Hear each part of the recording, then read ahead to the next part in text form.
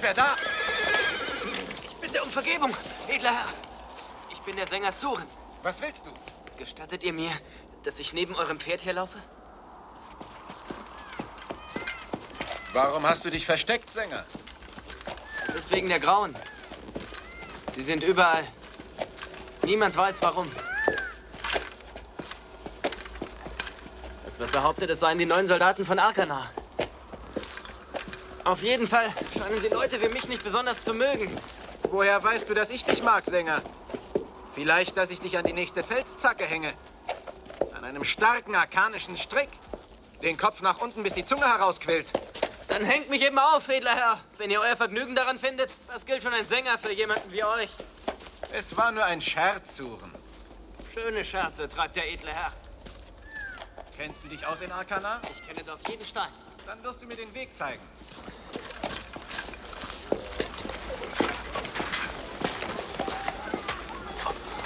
Was ist denn los? Da sind sie wieder, eine Rotte Graue. Sollten ihr lieber nicht einkehren. Ich muss mein Pferd tränken. Warum hast du solche Angst, Sänger? Es sind sehr viele. Es wäre doch langweilig, so viele Meilen zu reiten und keine einzige Rauferei.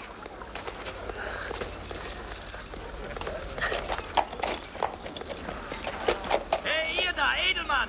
Ich muss euren Pass sehen. Von jetzt an muss der gemeine Mann seine Zunge hüten, damit man sie ihm nicht abschneide. Gott gab sie ihm beileibe nicht zum Sprechen, sondern damit er seinem Herrn die Stiefel Den leckt. Pass! Ich sage es sollte er euch nicht zum die letzten falschen Mal. Stiefel lecken. Was willst du mit dem Pass? Kannst ihn ja doch nicht lesen.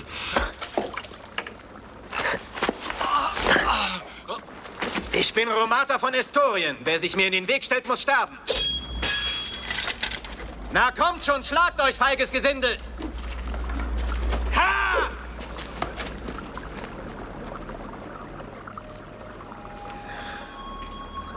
Hey, Sänger! Habt ihr den Mann gesehen, mit dem ich gekommen bin?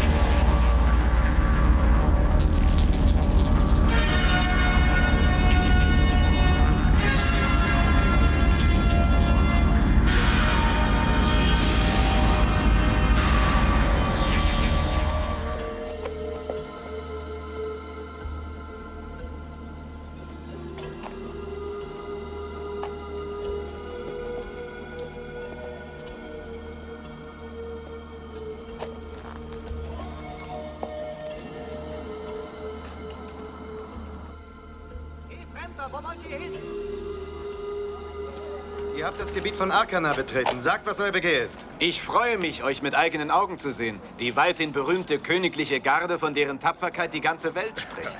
Es ist uns eine Ehre, edler Herr. Ah, die ganze Welt spricht von uns. Tapferkeit spricht man?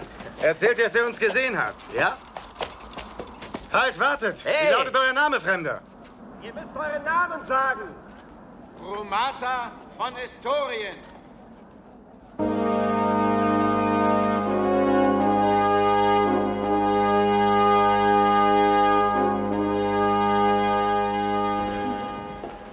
Der König wird sich freuen, euch zu sehen. Wir empfangen nicht viele Gäste. Darf ich fragen, edler Herr, was euch in unsere einst prächtige Stadt führt? Ich gebe gern mein Geld mit vollen Händen aus. Wie ich gesehen habe, kann man sich hier prächtig amüsieren. Wenn es darum geht, will ich euch jederzeit gern behilflich sein. Riebert. Der Hauptmann der Palastwache. von Estorien ist gekommen, um dem König seine Aufwartung zu machen und um ihm seine Dienste anzubieten.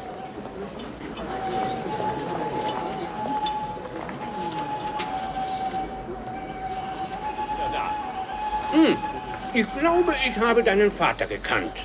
Nimm Platz. Wir verbeugen uns vor dem Gewand des Königs. Magst du gefüllte Hundeohren? In Kapugi-Saft eingelegt. Famos gewürzt. Oh ja. Euer Gewand ist schlecht geknüpft. Die Damen senken den Blick. Was ist denn mit euch? Lasst eure Brüste hervorquellen, der König will an euren Gütern teilhaben. Auf das Wohl meiner Getreuen. Etwas Fischblut? Oh, das nehme ich mit Vergnügen an. Es erfrischt die Sinne. Euer Anblick erfrischt meine Sinne. Auf eure Schönheit.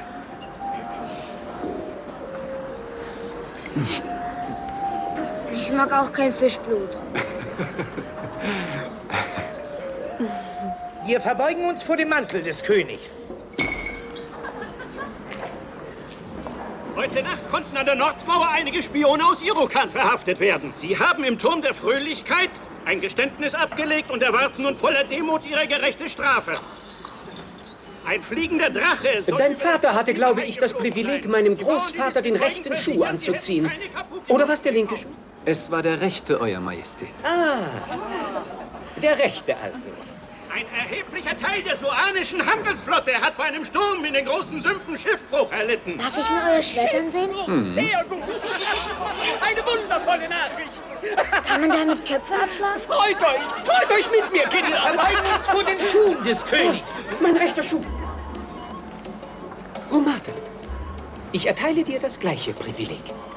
Ich bin hoch erfreut, dass du jetzt in meinen Diensten stehst. Aber sei behutsam, ich habe Schmerzen im Knie.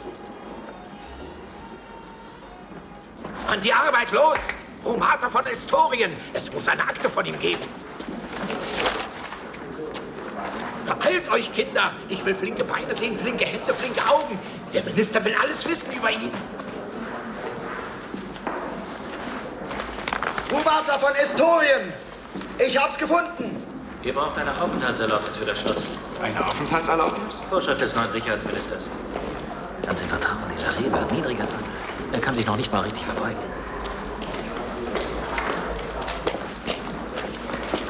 Nur eine Formalität. Wir müssen euch registrieren. Ihr könnt euch kaum vorstellen, zu welcher Arglist die Feinde des Königs fähig sind. Ich bin verantwortlich für seinen Schutz. Wie war noch der Name? Romata von Estorien. Ein sehr altes Geschlecht. Ich bedauere, euch mit solchen Kleinigkeiten zu belästigen. Euer Siegel, bitte. Nun sagt mir, was ist euer Begehren? Was führt euch nach Arkana? Ihr haltet einen Mann gefangen, wie ich gehört habe. Mita ist sein Name, er ist Händler. Er ist hier, jedoch nicht als Gefangener. Wir haben ihn nur zu seiner eigenen Sicherheit hier im Schloss untergebracht. Kann ich den Mann sehen? Wie könnte ich euch dieses Anliegen verweigern? Selbstverständlich dürft ihr ihn sehen. Ich lasse euch gleich zu ihm führen. Aber da wäre noch eine Kleinigkeit. In unseren Akten steht, dass Romata von Estorien tot sei. Hingeschieden auf der Jagd an einem Fieber in den Sümpfen von Soal. Das Fieber ist hingeschieden, nicht ich. Wie schön, dass ihr wohl auf seid. Unsere Eintragungen sind mitunter ungenau. Man wird euch zu ihm geleiten. Ich danke euch.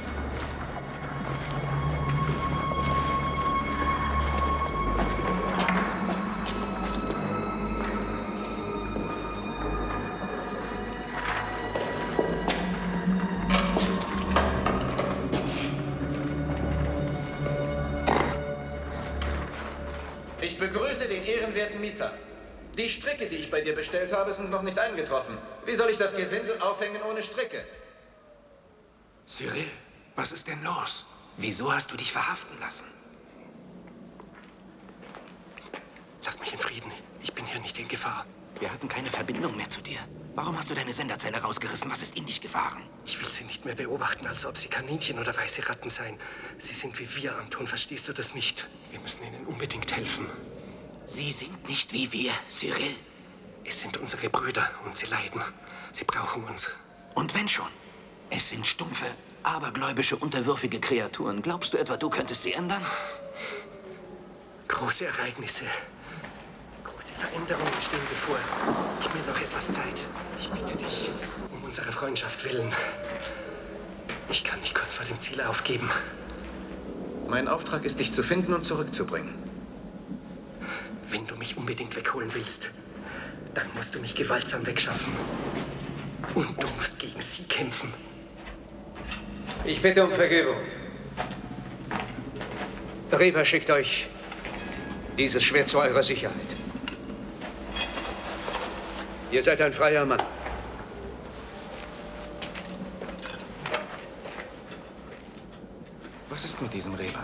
Kannst du ihm vertrauen? Er ist der Einzige, der die Macht des korrupten Adels brechen kann. Anton, wir müssen handeln. Budach ist verschwunden. Er könnte diesen Planeten um 1000 Jahre voranbringen.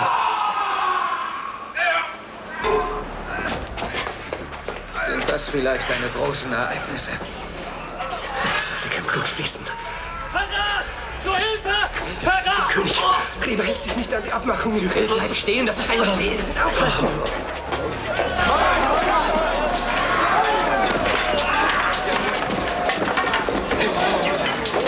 Hält den Kerl fest! Und den da! Und den hier! Und diese beiden! Bleibt die anderen zusammen! Schützt den König! Was fällt euch ein? Was hat das alles zu bedeuten? Helft! Was geht denn hier vor? Helft! Euer Majestät! Was wollen Sie? Reber! So sagt mir! Reber! Helfen! Wo ist Reber? Reber! Euer Majestät? Was soll diese lästige Störung? Was geht hier vor? Keine Angst, Majestät. Die Verschwörung wurde rechtzeitig aufgedeckt. Eine Verschwörung? Wer? Wer hat sich gegen mich verschworen? Die Schuldigen werden gerade festgenommen. Die Verschwörung meiner Ebene? Ist das wahr, dass ihr euch verschworen habt gegen mich? Aber wieso denn? Wieso habt ihr euch gegen mich verschworen? All die Jahre habe ich die Last der Krone für euch getragen. Mich getäuscht. Seid doch hier, um den Menschen die Freiheit zu verkünden. Auf, das kann doch nicht dein Ernst. Ich wäre schon zurückgetreten, aber ihr vertraut Lass mich! Was hat das zu bedeuten, Reber? Da und dort drüben, diese grauen Gestalten. Es sind Freiwillige, die sich mit Leib und Seele dem Wohl Arkanas verschrieben haben. Ich habe sie selbst ausgesucht. Ich will sie hier nicht sehen. Nicht in meinen Palast. Wenn jemand es wagt, mich anzufassen, schneide ich ihr den Hals durch! Bitte nicht, tötet mich nicht! Ihr Majestät hatte die Ehre, euch darauf hinzuweisen. Der Mensch wird freigeboren und er soll in Freiheit leben. Euer Sicherheitsminister scheint nicht verstanden zu haben, dass man hierfür niemanden umzubringen braucht. Es ist...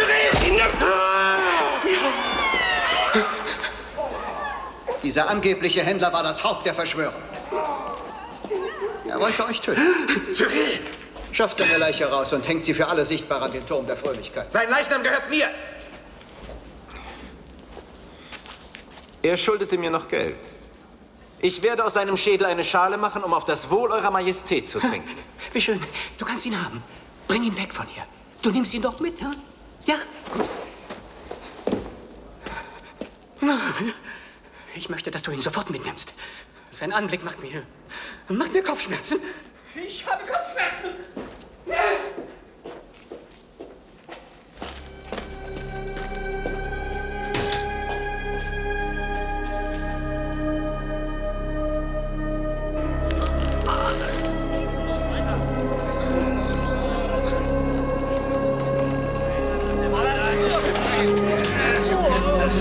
Mach schon!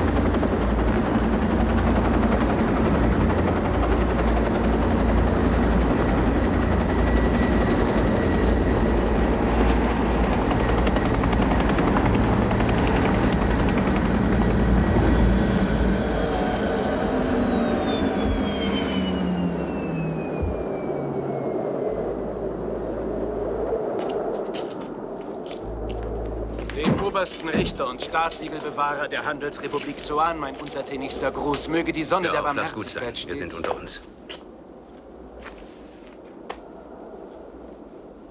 Deprimiert? Ja. Ich war gezwungen, den Hubschrauber zu nehmen. Eine Legende mehr vom fliegenden Drachen. Er müsste dringend überholt werden. Ich weiß, Anton, das Gefühl der persönlichen Ohnmacht ist schrecklich. Ich habe das alles selbst durchgemacht. Aber wir sind Historiker, wir dürfen nicht eingreifen. Wie alt warst du, als man diesen Planeten entdeckt hat? 12. Ich war damals 36. Es war das wichtigste Ereignis in der Geschichte der Menschheit. 3 Wochen lang konnte ich nicht schlafen. Wir hatten unseren Schwesterplaneten gefunden, den Spiegel unserer selbst in einer fernen Vergangenheit. Wir dürfen diesen Spiegel niemals trüben. Vielleicht hätte ich Cyrils Tod verhindern können, aber ich war ungenügend informiert. Niemand hatte mir von diesem Reba berichtet. Und ihr habt mir die Identität eines Toten gegeben, dieses Romata von Estorien. Es musste alles sehr schnell gehen. Cyril hatte den Kontakt mit uns abgebrochen. Ja. Er hatte sich auch nicht nur der Schutzbehandlung unterzogen. Er war nicht vorbereitet auf die Intrigen eines mittelalterlichen Potentaten. Wann bringt ihr mich wieder nach oben? Vorläufig überhaupt nicht. Du sollst Cyrils Posten übernehmen, bis sie einen anderen gefunden haben, nehme ich an. Wieso das? Wir müssen wissen, wie sich die Verhältnisse in Arkana weiterentwickeln. Und was ist meine Aufgabe? Als erstes wirst du Mitas Haus kaufen, um unsere Installationen zu sichern. Dazu brauchst du Geld und Kleidung für die verschiedenen Anlässe. Wer ist eigentlich Budach? Was weißt du von Budach? Wenig. Cyril hat ihn im Gefängnis erwähnt. Er sagt, er sei verschwunden. Ein Gelehrter aus Irokan, einer der außergewöhnlichsten Menschen dieses Planeten. Cyril ist mit ihm in Verbindung getreten, kurz bevor er den Kontakt mit uns abgebrochen hat. Hier ist Gold in arkanischer Währung. Danke. In den Taschen findest du alles Notwendige für das Leben bei Hofe. Außerdem bekommst du einige biografische Daten über Romata von Estorien. Was ist denn jetzt wieder los? Mit dem ältesten Schrott müssen wir hier arbeiten. Du wirst deine Legende beibehalten müssen, auch wenn du dich noch so sehr darüber beschwerst.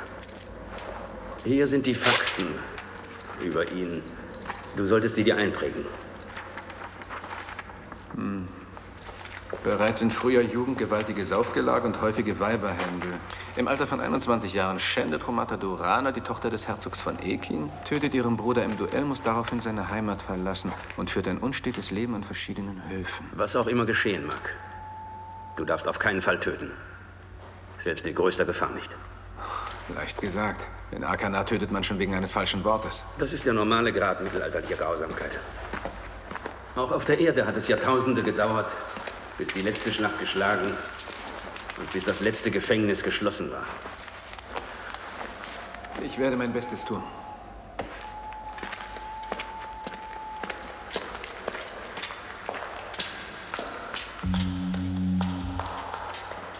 Pass auf dich auf, Anton. Welch eine Mondnacht, mein Lieber. Ich hoffe, der Himmel wird bei unserer Ankunft ebenso klar sein. Dieses herrliche Gestirn hat ein Kind geboren. Die Leute sind durch dieses Ereignis sehr erschreckt und flüchten in allerlei Aberglauben. Aber mit Hilfe unseres Instruments werden sie die Wahrheit erkennen. Weißt du, woher dieser eigenartige Duft kommt? Ich glaube, hier gibt es Glomphilien, eine seltene Pflanze, die nur in der Einöde wächst. Sieh doch mal nach. Es sind Büschel von kleinen grauen Blüten. Überall kann man etwas finden, um das Schicksal der Menschen zu erleichtern. Denn das Leben ist voller Leid.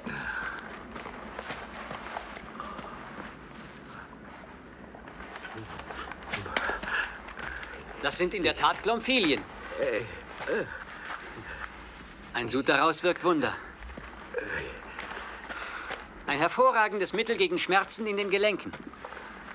Hätten wir nicht diese Fähigkeit zu leiden, gäbe es uns schon längst nicht mehr. Jedoch hat Gott uns einen großen Vorrat an Geduld gegeben.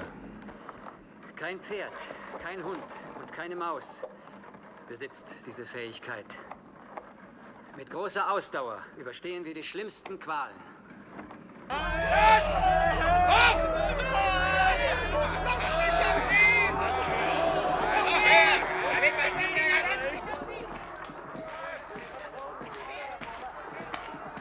Was ist das? Fischblut.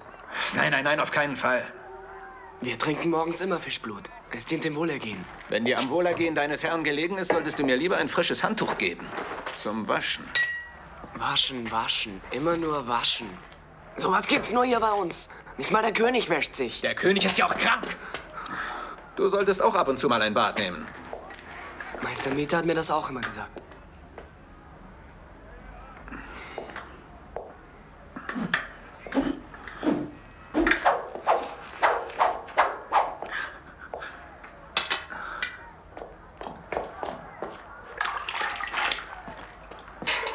Eure Magd wartet draußen, sie will euch sprechen. Dann sag ihr, sie soll raufkommen. Ihr solltet sie lieber davonjagen. Sie macht alles nach ihrem eigenen Kopf. Ich werde gleich dich davonjagen. Was will ich? Was soll er mit den Stricken? Der Waffenhändler Haug zieht sie zurück. Lass mich vorbei. Der Herr wird zornig.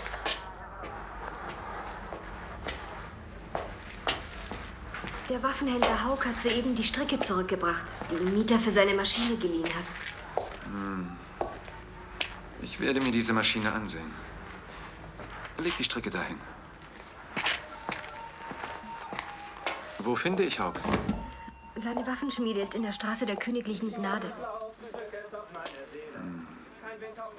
Meine Brust, ringsum kein Laut und doch kein Friede.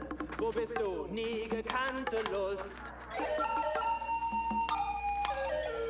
Es liegt ein großes Volk da nieder, starr wie im Totenschrein.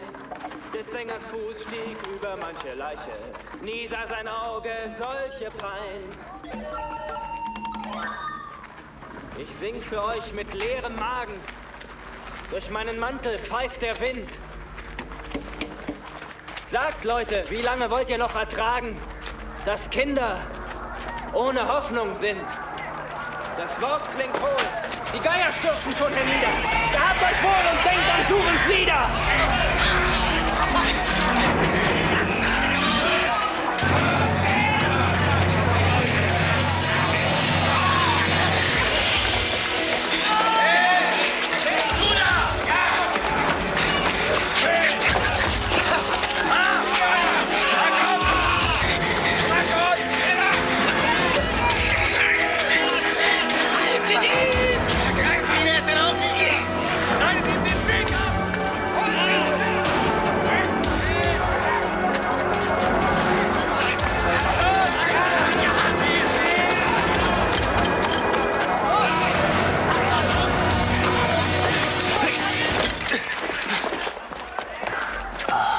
Ihr seid es, edler Herr.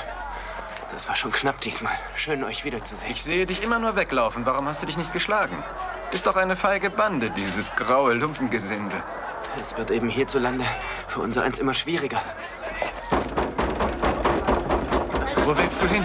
Du singst wunderbar. Noch in 100 Jahren, wenn das Königsgeschlecht erloschen ist, wird man deine Lieder singen. Wir suchen den Aufwiegler Suren. Ich kann nur hoffen, dass ihr Erfolg habt. Aber er ist hier die Mauer raufgeklettert. Ich habe es gesehen. Wir müssen euer Haus durchsuchen. Er ist ebenso wenig in diesem Haus, wie sich Goldstücke in diesem Beutel befinden.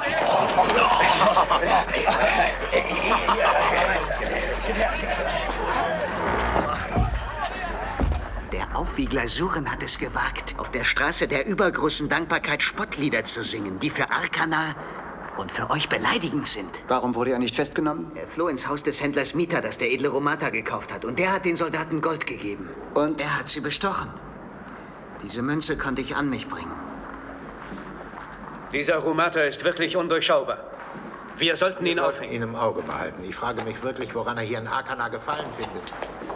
Wieso? Wollt ihr damit sagen, dass unsere Stadt nicht die größte und prächtigste ist?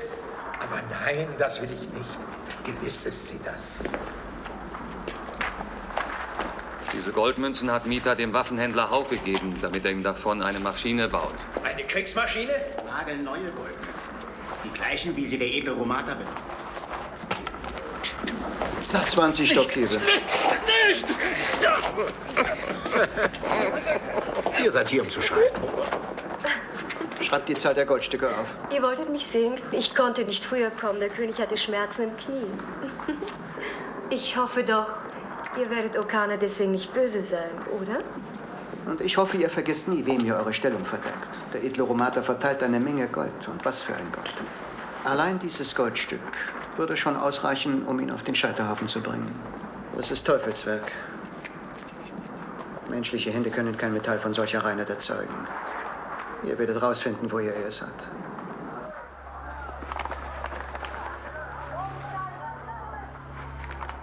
hat es also doch getan. Ich hätte es mir denken können.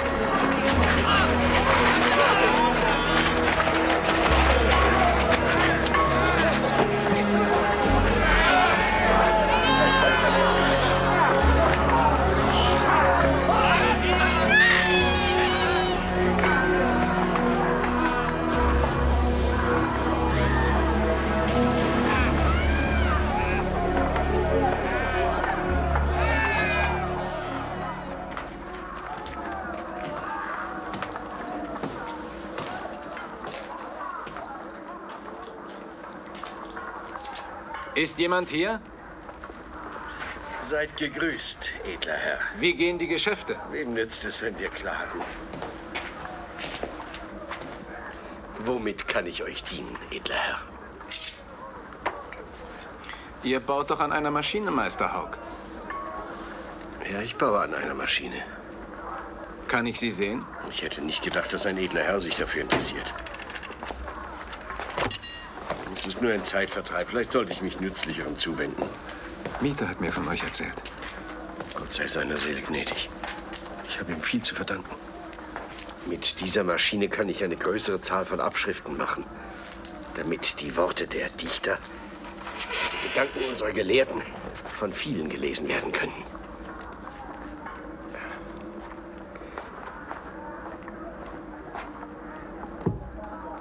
Der Schreiber dieses Buches hat von meiner Maschine gehört. Er wünscht, dass ich davon 10 Exemplare herstelle.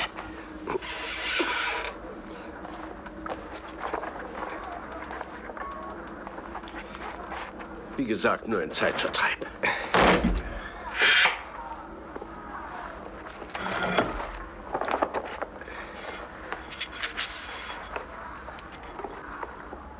Vielleicht sollte ich mich lieber Nützlicherem zuwenden. Die Sterne sind Lebewesen wie wir. Sie werden geboren und sie sterben. Vor 16 Jahren hat der Mond ein Kind geboren. Am Platz der schweren Schwerter hat der gelehrte Buddha glatte, durchsichtige Steine gefunden. Er hat mit ihnen eine Vorrichtung gebaut, die die Kraft des Auges verstärkt. Er kann damit sogar die Sterne am Himmel aus der Nähe sehen. Eure Erfindung ist, wie ich glaube, ausgesprochen nützlich. Wirklich. Außerordentlich nützlich. Die großen Ideen haben die Dichter und Gelehrten. Ich bin nur ihr unbedeutender Diener. Der neue Stern ist durch die Vorrichtung von Buddha deutlich zu sehen. Hier ist sein Buch, von dem ich euch vorhin erzählt habe. Buddha ist Arzt. So wie er den menschlichen Körper studiert, beobachtet er auch die Sterne. Er berichtet von der seltsamen Form dieses Gestirns. Ich habe den Einband nach seinen Wünschen gefertigt. Das Oktagon.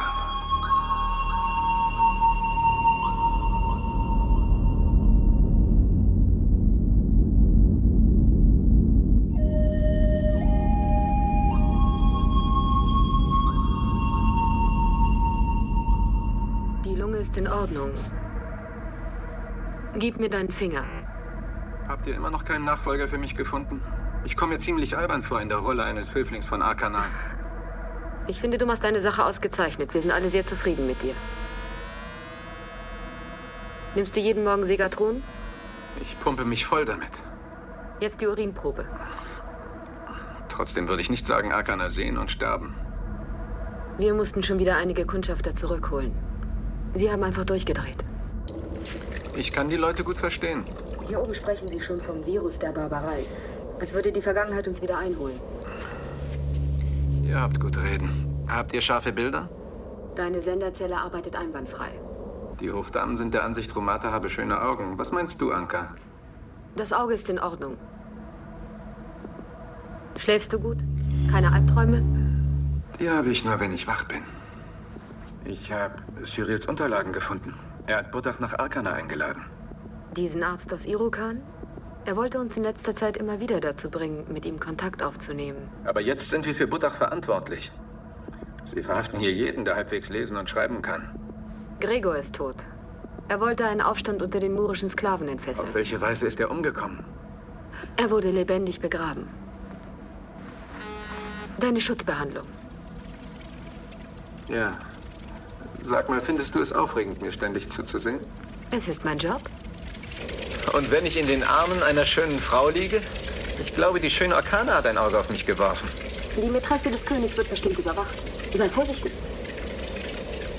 Eifersüchtig? Die Untersuchung ist abgeschlossen. Mach's gut.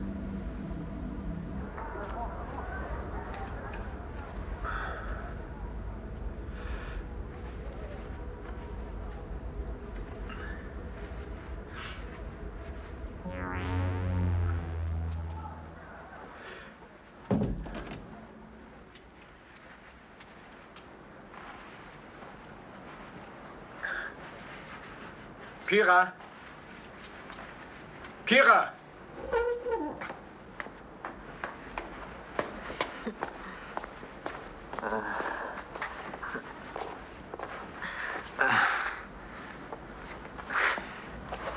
Da ist ein Brief von einer edlen Dame. Sie erwartet euch so schnell es geht bei Hofe. Und wer ist diese Dame? Okana. Woher weißt du, was sie geschrieben hat? Mita hat mir Lesen und Schreiben beigebracht. Erzähl das niemandem. Das wäre gefährlich. Mita sagte, Lesen und Schreiben sei wichtig. Weißt du nicht, was mit Leuten passiert, die lesen können? Sie werden aufgegriffen und in den Turm der Fröhlichkeit gebracht. Ich bin nur eine einfache Magd. Okana weiß darüber besser Bescheid. Man sagt, Reber nimmt sie häufig mit zu den Verhören. Du bringst mich auf einen Gedanken.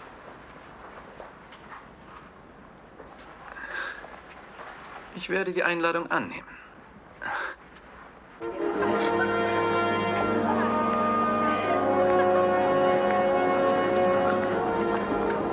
Hochedler Romata von Historien.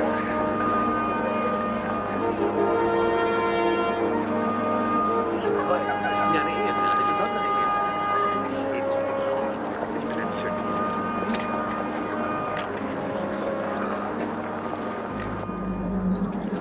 Was machen eure Bücherverbrennungen? Eine gewaltige Aufgabe. Nicht jeder Schriftkundige ist ein Feind der Krone. Wollt ihr wirklich alle gescheiten Leute ausrotten? Ich bin Soldat. Aber Ideen sind gefährlicher als Waffen. Wir brauchen Treue und keine Gescheiten. Da gibt es einen Arzt aus Irokan, der verbreitet mit vollem Ernst die Idee, die Krankheiten kämen von unsichtbaren kleinen Tierchen, die in uns leben. Oh. Ja, von unsichtbaren kleinen Tierchen. So etwas muss einem einfallen. Ist euch klar, was das bedeutet? Nicht etwa wir, sondern kleine, unsichtbare Tiere, die in uns leben, wären die Herren der Welt. Welche infame Beleidigung der göttlichen Ordnung. Das ist keine Verzeihung. Der edle Romata wird sicher Verständnis dafür haben. Ich weiß nicht, was ihr meint. Bis ihr aufbrechen müsst. Ach ja, ich bin bereit. In seiner unermesslichen Güte schickt unser Lichtadler Reber die grauen Stürme aus, damit sie die irregeleiteten Bauern auf den rechten Weg zurückführen. Ich werde mit diesem Gesinde aufräumen. Alle werden sich die Soldaten ansehen. Kommt ihr in den Lustgarten? Ich warte dort auf euch.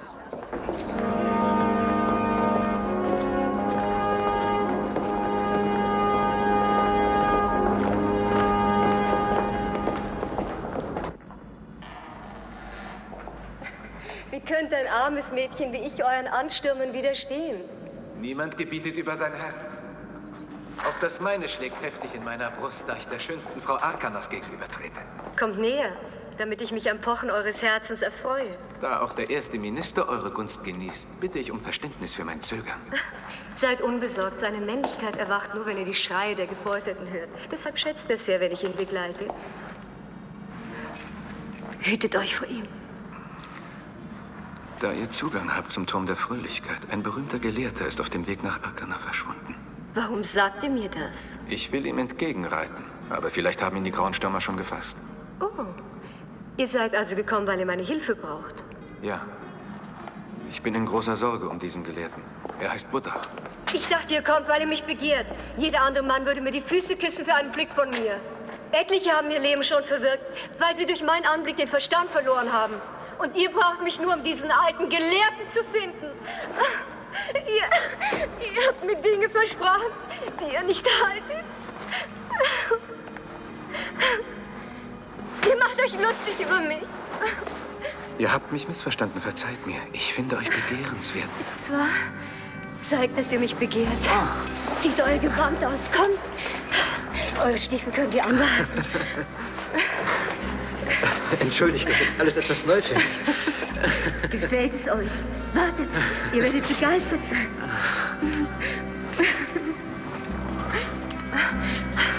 Euch erobert mich. Ja. Nehmt die feste Beine. Ich bin eure Beute. Ihr seid eine ungewöhnliche Frau.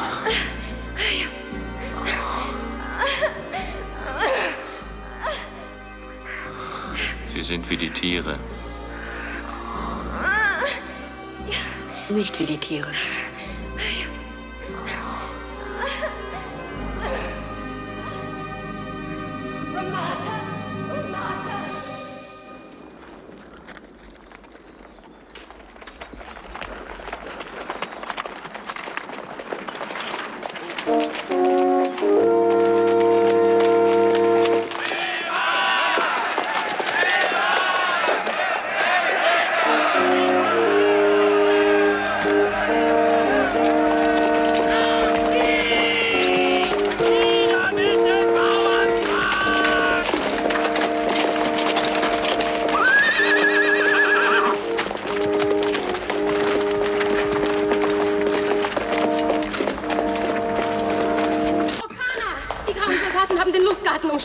Sie werden jeden Augenblick hier ein. Ihr müsst fliehen. Reber darf euch hier nicht sehen. Ich werde nach eurem Gelehrten Ausschau halten. Wenn er im Turm ist, werde ich ihn finden. Ich danke euch, edle Orkana, aber ich möchte euch nicht alleine lassen. Mit Reber werde ich schon fertig. Sie sind vor der Tür. Kann ich mit euch Verbindung aufnehmen? In der Grauen Taverne in der Unterstadt. Man kennt mich dort. An wen kann ich mich wenden? Fragt nach Wager. Er ist mein Vertrauter.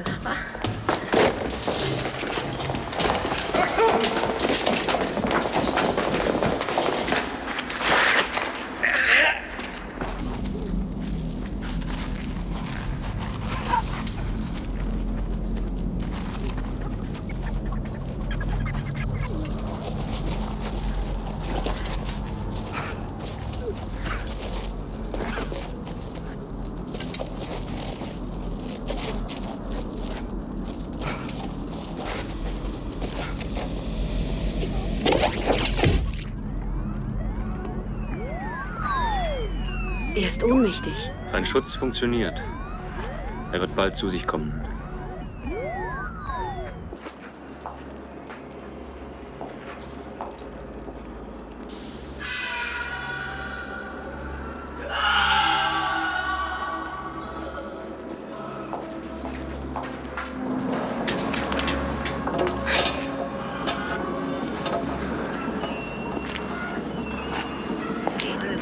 Helft uns!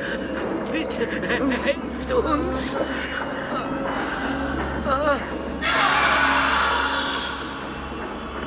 Welch angenehme Überraschung. Was führt euch hierher? Ich wollte mich nur umsehen. Aber gern, kommt mit. Es ist meine Ehre. Wisst ihr, warum sie schreien? Sie wollen nicht die Wahrheit sagen. Und weil sie die Wahrheit nicht sagen wollen, bedauern sie es. Hier liegen die Wurzeln der Macht. Ohne die Wahrheit kann man nicht regieren. Möchtet ihr auch so schreien?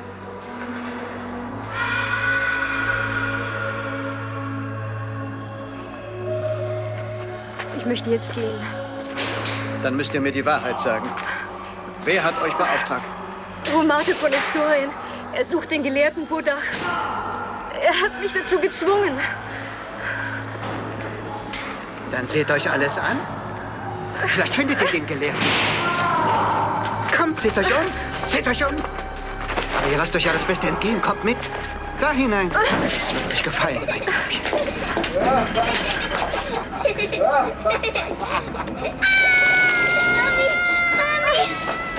Nein, bitte nicht. Ich habe Angst. Ihr müsst hier wirklich nur vor einem Angst haben. Vor mir. Verbrennen. Den da. Den. Den auch.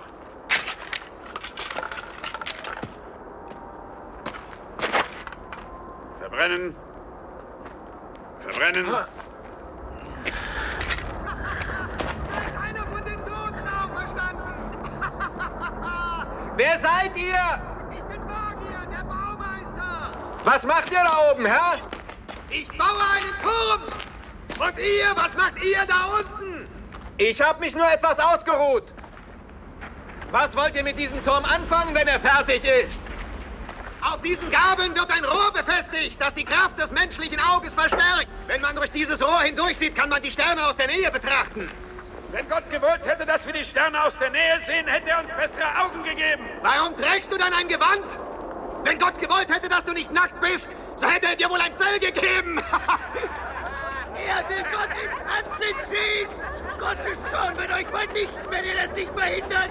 Unglück wird über dieses Land kommen! Als Gott sein zweites Auge über Arkana auftat, schloss er es wieder, da er Sünder sah wie dich! Gott hat überhaupt keine Augen! Weder eins noch zwei! Er braucht nämlich keine! Du lässt das Gott! Was du sagst, ist Frevel! Gott will nicht, dass du ihm ins Gesicht starrst! Was ihr glaubt, ist aber ein großer Irrtum! Gott hat weder einen Mund, noch eine Nase, noch hat er Augen! Warum sollte er Jammergestalten wie euch ähnlich sehen? Er lässt uns durch! Reiß den Turm ein! Ihn aufhalten, bevor ich die Rache des Herrn trifft! Der Übermut der Gelehrten wird Unheil über das Volk bringen! Wo ist dieses Rohr, von dem ihr gesprochen habt? Der Erfinder selbst wollte es bringen. Wo ist dieser Mann? Er sollte längst hier sein. Vielleicht ist er noch beim Platz der schweren Schwerter, um nach durchsichtigen Steinen zu suchen. Wollt ihr nicht aufhören, ihr Tölpel? Ihr seht doch, dass ich mich unterhalte. Viel Glück, Bagir, und nehmt euch in Acht.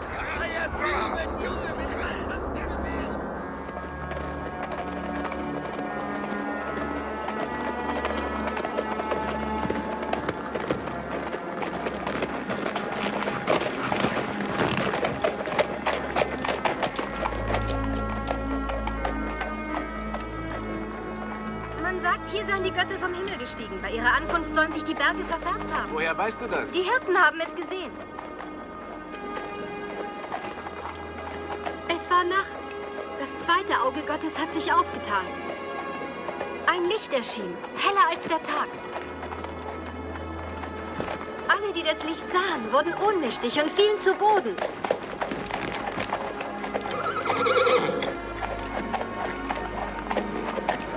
Wir sind da. Dort, wo die Götter die Erde berührt haben, wurde sie aufgewühlt wie bei einer Schlacht. Deshalb spricht man vom Platz der schweren Schwerter. Habt ihr denn überhaupt keine Angst? Ich will mir das ansehen.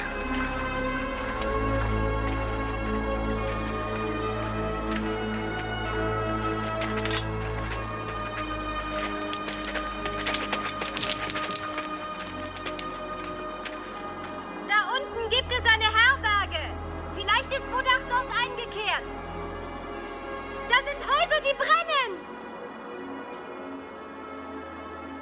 Ich glaube, ich kenne diese Herberge. Ich sehe überall Rauch. Kira, reite auf dem schnellsten Weg zurück nach Arkana. Soll ich nicht doch mit euch kommen? Nein, reite zurück. Ich werde mich allein umsehen.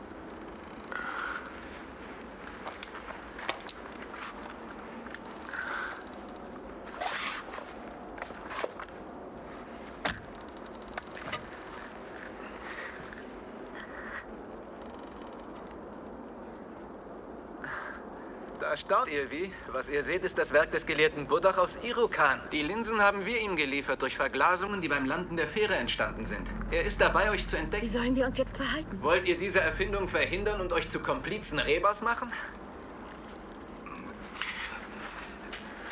Buddach? Ist Buddach hier?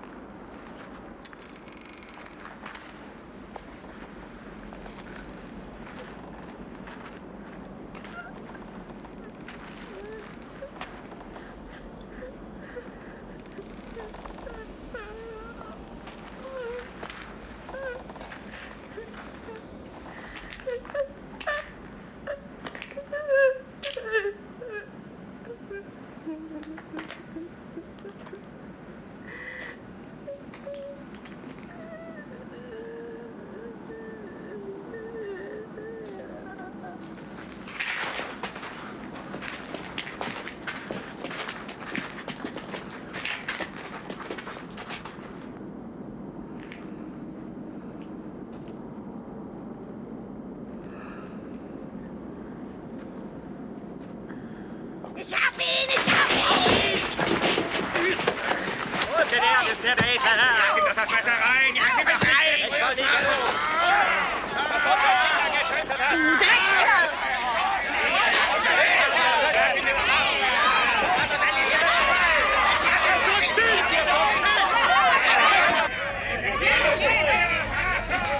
Es wird keine 2 Minuten dauern, dann ist er frei.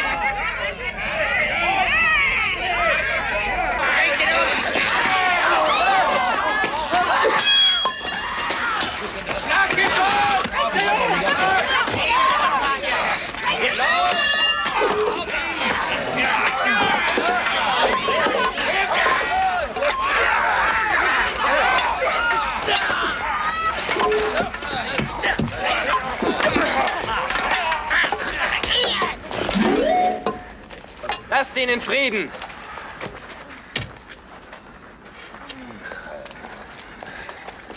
Gebt ihm seine Sachen zurück. Ich weiß, wie sehr ihr Raufereien schätzt, aber sie haben nicht gelernt zu kämpfen. Noch nicht. Ich suche den Arzt, der hier vorbeigekommen ist. Wisst ihr, wo er sich aufhält? Er war hier und hat unsere Kranken gepflegt, bis die Grauen uns überfallen haben. Ein seltsamer Mann. Er hat sich nicht gewehrt, als sie ihn abgeführt haben. Kehr nach Hause zurück. Wenn Buddach noch lebt, werde ich ihn finden. Wir werden dieses graue Ungeziefer vernichten.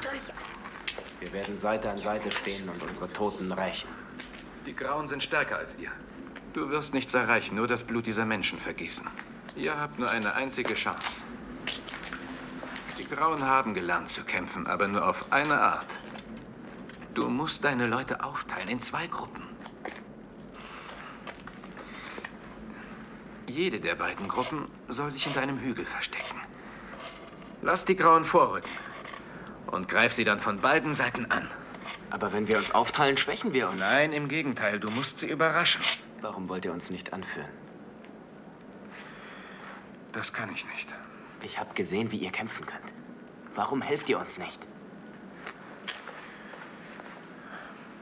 Das würdest du nicht verstehen.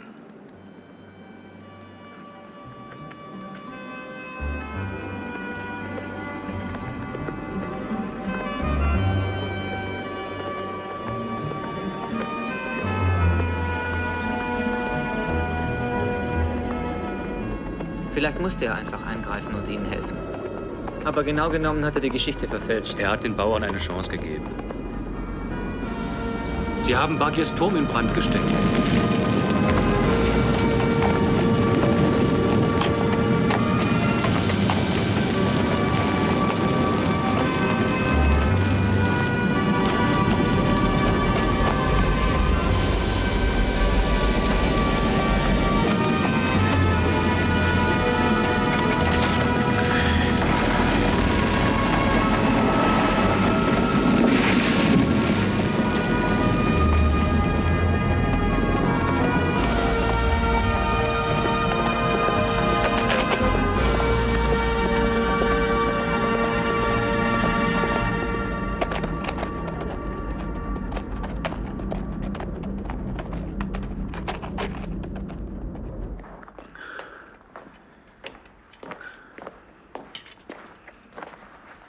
Kira?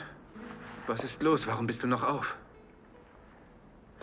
Weil ich seit Stunden nicht einschlafen kann. Ich habe mit angesehen, wie sie unsere Nachbarn aufgehängt haben. Mit dem Kopf nach unten. Und Nanin, den Schreiber, der unten an der Straße wohnt, haben sie zu Tode getrampelt mit ihren schweren Stiefeln. Nachdem sie ihn nackt aus dem Haus gezerrt und verhöhnt hatten. Und die Leute haben es nicht gewagt, ihm beizustehen. Sie haben sich bloß abgewendet. Es gab sogar welche, die haben die Grauen angefeuert. Alle haben Angst. Schon auf ein bloßes Gerücht hin kann man verhaftet, gefoltert und aufgeknüpft werden. Ich habe auch gehört, dass Hauck in Gefahr ist. Sie haben sein Buch gefunden.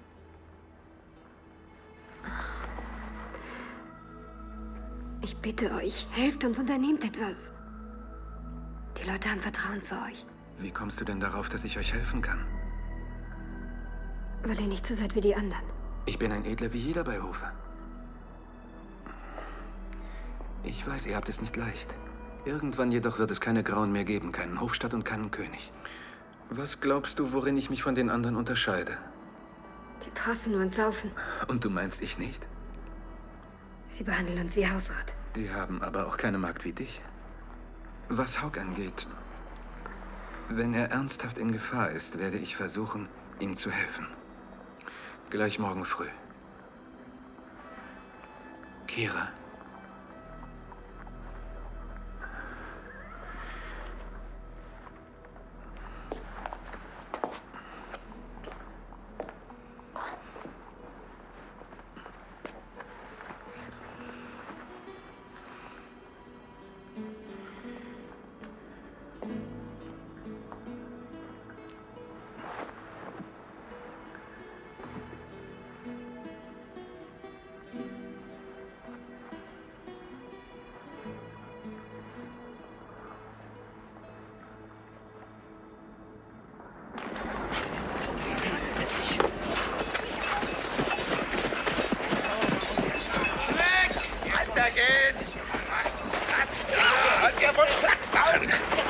Was geht hier vor? Ach, nichts Besonderes. Wir haben einen geheimen Bücherbaum aufgespürt.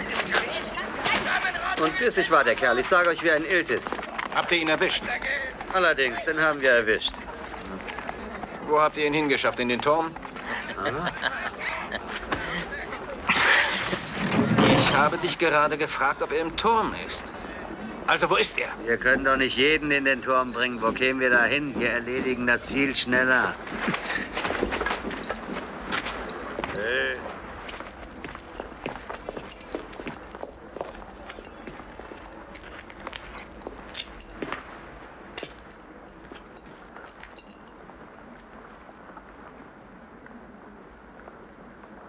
Ich hoffe, ihr empfangt diese Bilder in bester Qualität.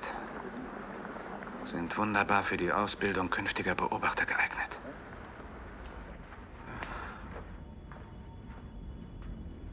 Seht ihn euch an. Das ist der Erfinder des Buchdrucks.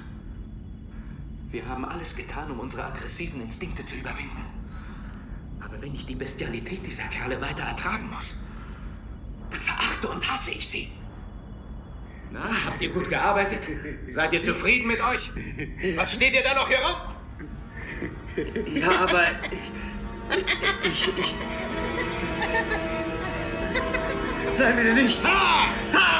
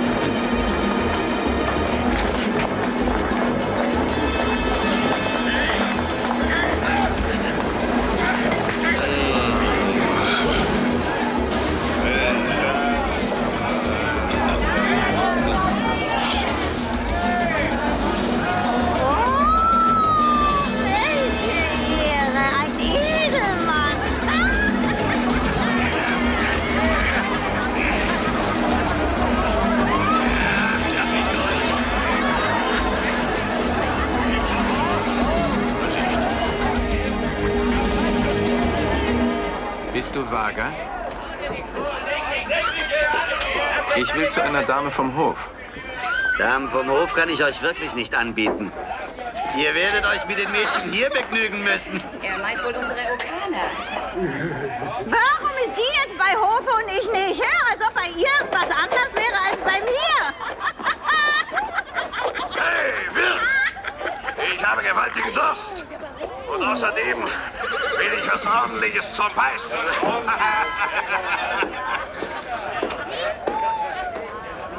Bring mir das Beste, was du hast. Und schmutzig. Dieses graue Gesindel. Gibt es denn keinen Ort mehr ohne dieses Geschmeiß? Wie könnt ihr zulassen, dass dieses Pack sich hier breit macht? Ich werde dir sagen, warum sie hier sind. Ihr duldet sie, weil ihr Angst vor ihnen habt. Das ist es. Ja, ihr habt die Hosen voll und ihr genauso. Das Bierfass da drüben vor sich hin, hä? Da hat jemand einen Haufen Scheiße in die Uniform eines Hauptmanns gesteckt. Oh, kommt nur näher.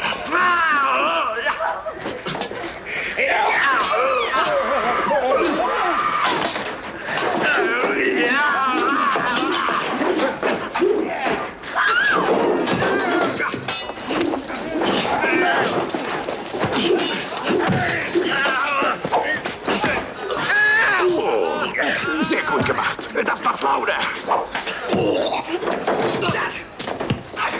Übernimm du die da hinten. Ich räume hier auf.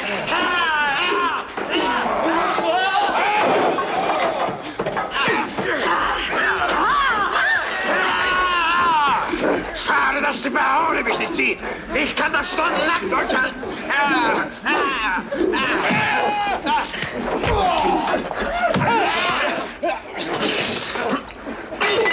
Warum schlägst du ihn nicht den Kopf ab? Jetzt Verschwindet! Ich kann ihn nicht mehr lange halten. Baron, lasst sie gehen. Warum? Von dem Gesindel kommt hier keiner lebend raus.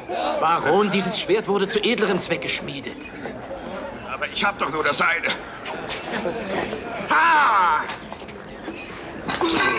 Wir merken uns das. Was ist denn? Bedient unsere Gäste. Na los. Wir müssen uns wieder auffüllen. Und bringt uns ordentlich was zu beißen. Das Beste, was ihr habt. Bitte sehr. Du verstehst dich zu schlagen. Ich habe sowas noch nie gesehen. Wer bist du? Romata von Estorien.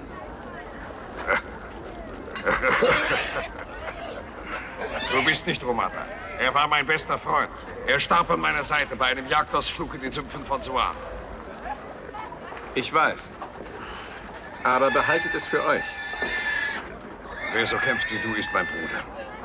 Auf Baron Pampa. Auf Romata von Estorien.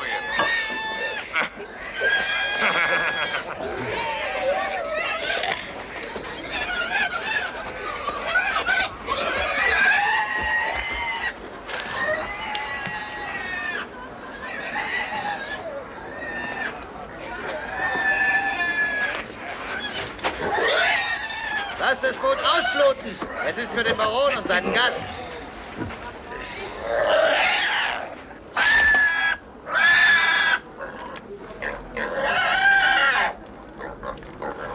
Kaum zu glauben, dass wir früher auch mal so waren.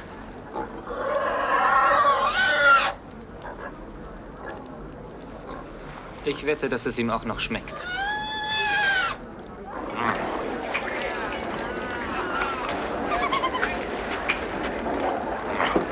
Was ist? Schmeckt's dir? Köstlich. Hervorragend.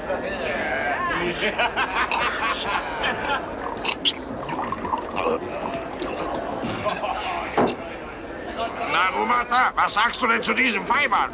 Nette Mädchen. Du kennst die Baronin nicht. Mhm. Du musst unbedingt mal die Baronin kennenlernen. Dann würdest du solche Kühe nicht mehr ansehen.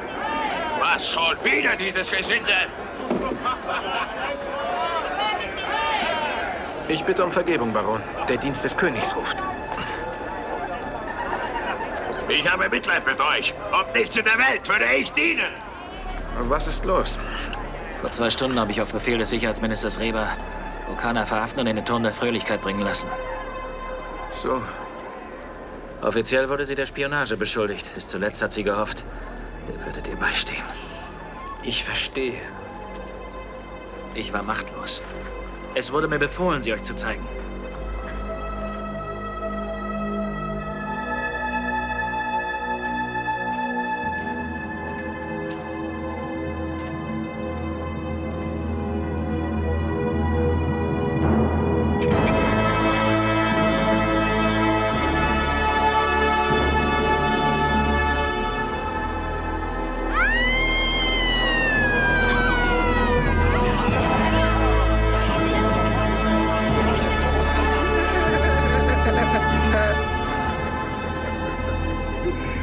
Setz dich her zu mir, Bruder.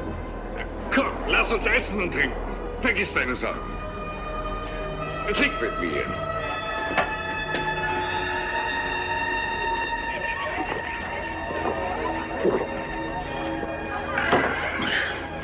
Du hast hier offenbar einige Feinde. Leute, die dir so verhasst sind, dass du sie töten möchtest. Das sehe ich dir an deinem Blick an. Ah. Du bist mein Freund. Du kannst jederzeit über mein Schwert verfügen. Ja, ich will Hackfleisch aus diesem Laden! Ja! Baron, du bist ein Versuchskaninchen. Was? Ich bin ein Kaninchen? Ja, ich muss euch ständig beobachten. Ah. Die sitzen da oben und verlangen das von mir. Neulich habe ich nachts einen Drachen gesehen. Er ist mit Getöse über mich hinweggeflogen. Aber die Baronin meinte, es war überhaupt kein Drache. Und ich soll in Zukunft weniger trinken.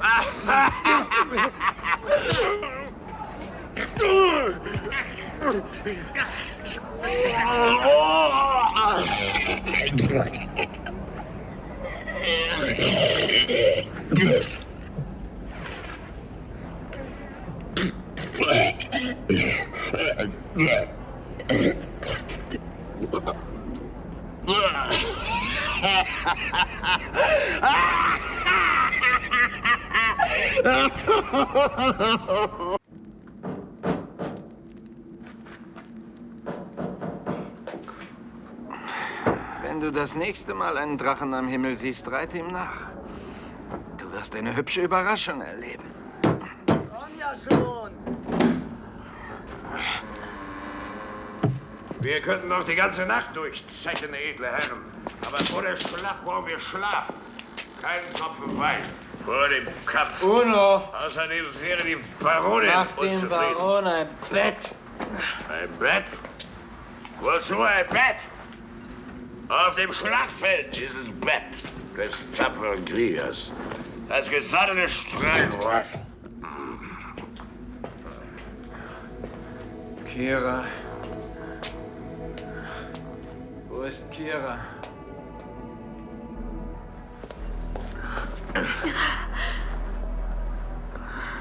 Jetzt habe ich gefressen und gesoffen wie ihr. Jetzt bin ich einer von euch.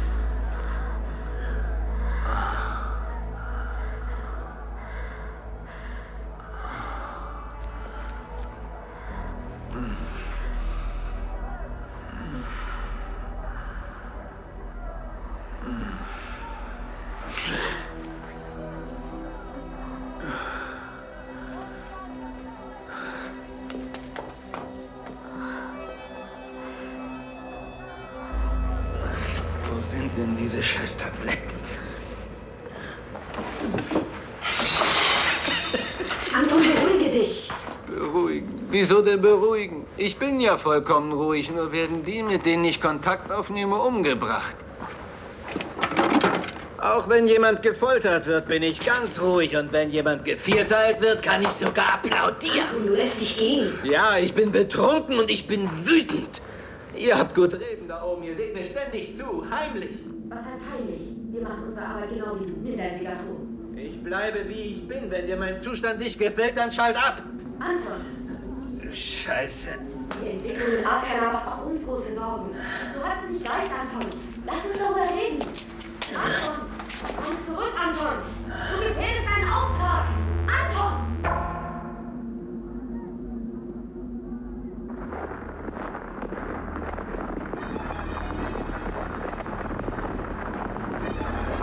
Geschichte, was sich da heranwälzt. Fast das gesamte Heer der Grauen. Ist es nicht gefährlich für Reba, all seine Soldaten wegzuschicken? Er hat nur darauf gewartet. Er hat die Grauen gebraucht, um an die Macht zu kommen. Jetzt sind sie ihm lästig. Seine eigene Miliz? Ich glaube, er will Zupik loswerden. Zupik ist ein Schlechter. Wenn ich wie Reba über ein Land herrsche, lasse ich doch nicht zu, dass man es verwüstet, oder? Der äußere Feind dient der Festigung der inneren Macht. Haben wir mal gelernt, hm? So ist es. Du bist... Was war das für ein Licht, aus dem ihr gekommen seid? Mein Kopf.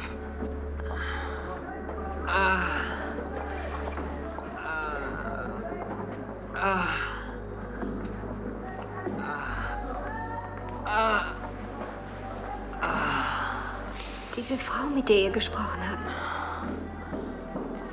Ist sie noch hier? Nein, es war eine Funkverbindung. Sie ist irgendwo da oben. Ihr müsst euch ausschlafen.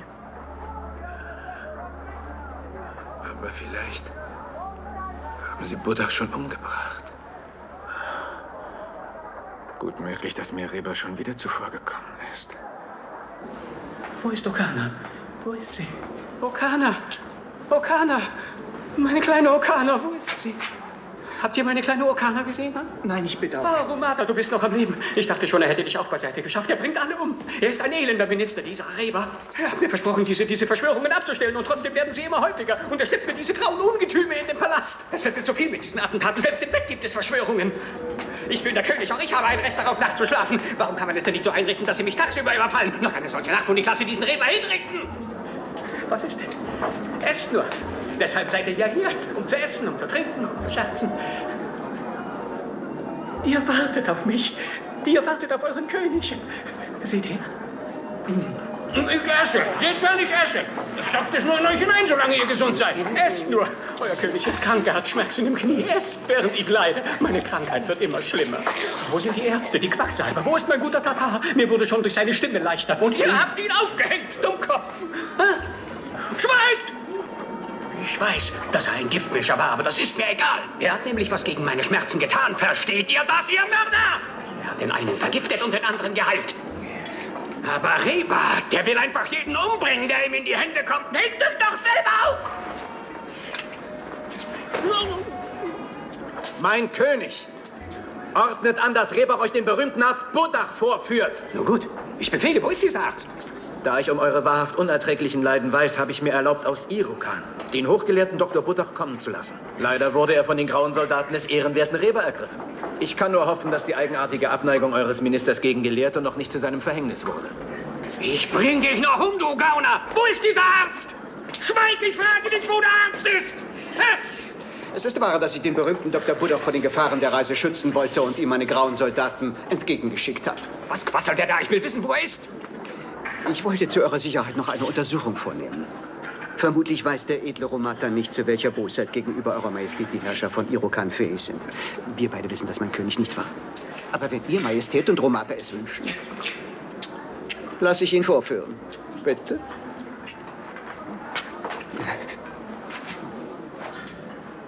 Komm schon her, berühmter Arzt. Worauf wartest du? Komm her. Mach mal den Mund auf.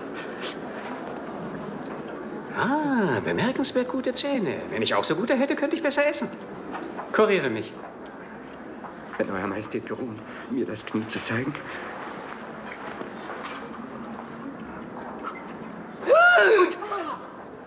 Mir ist alles klar. Ich weiß schon. Ich weiß Bescheid. Mir ist klar, was zu tun ist. Ich werde euch davon kurieren. Ganz bestimmt. Eure Qualen sind beendet. Zum Einreiben, nicht wahr? Keineswegs. Das wird innerlich. Nein, nicht innerlich. Kommt nicht in Frage. Reibt mich mit. Aber ich gestatte mir den Hinweis, dass Einreiben überhaupt nichts nützen wird.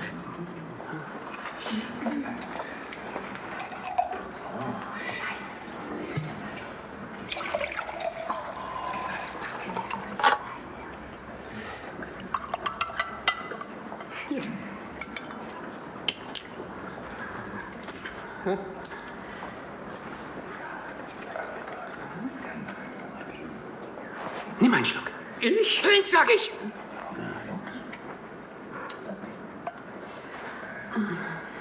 Ich befehle es.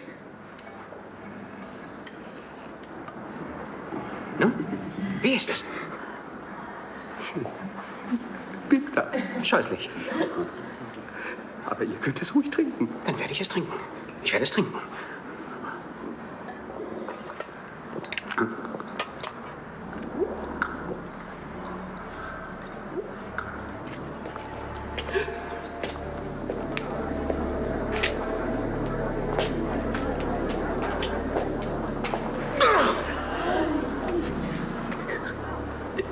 Du verfluchter Hundesohn!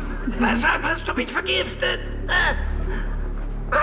Das Knie tut immer noch weh. Müssen diese Mixtur täglich nehmen, und zwar noch mindestens eine Woche. Raus! Schämt euch raus! Was hat man mit mir gemacht? Ich bin nicht sicher. Ich wurde misshandelt. Habt ihr keine Respekt vor eurem König? Raus! Raus mit euch allen! Ich will keinen von euch mehr sehen! Raus mit euch!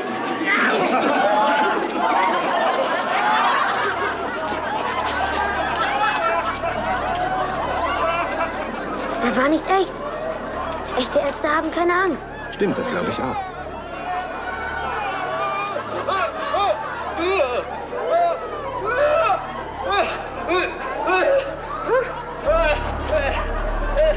Nichts! Lass mich leben! Schlag mich nicht! Ich wüsste nichts davon! Ich wüsste nichts! Renate, zu euch habe ich Vertrauen, deshalb will ich euch um etwas bitten. Würdet ihr bei mir heute Nacht Wache halten? Ich verspreche es dir. Wenn mein Vater sehr krank wird, kann er mich nicht mehr vor Reber schützen.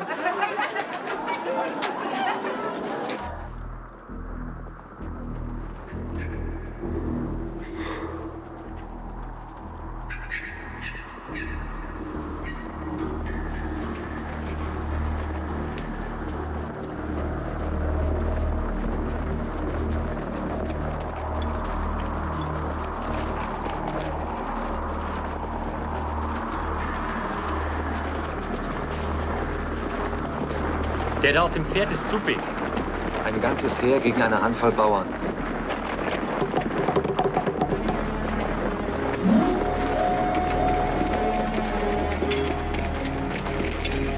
Er lockt sie in eine Falle. Bitte nach! Vernichtet sie!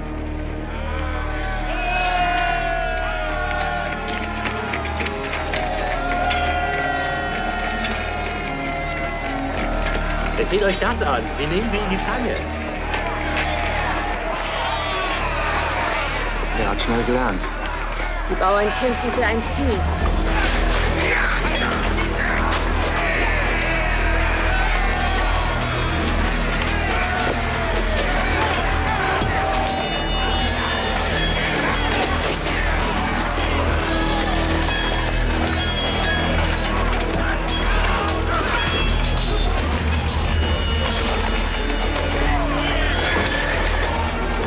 Die Bauern siegen! Ja! Hey, seht mal her! Was ist das? Es sind die Kampfmönche aus den Sümpfen von Soan. Sie ziehen nach Arkana. Ich glaube nicht, dass sie kommen, ohne dass jemand sie gerufen hat. Vermutlich will Reba sich mit ihrer Hilfe der Grauen entledigen. Gott, sieh dein Volk an! Öffne dein zweites Auge wieder über Arkana! Wir werden die Sünder ausrotten, die dich beleidigen, damit du uns wieder ansiehst! Bestraft sind die Ruchlosen, die deine Herrlichkeit leugnen! Herr, sei uns gnädig! Sie warten darauf, dass Gott sein zweites Auge öffnet. Er hat es noch nicht geöffnet. Nein. Glaubt ihr, dass er es je tun wird? Ja. Eines Tages. Wenn dieser Tag kommt, dann muss ich von hier fort.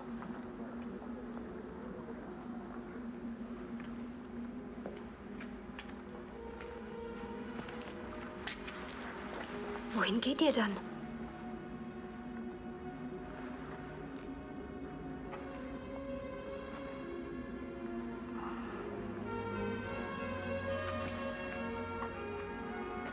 Siehst du den Stern da oben?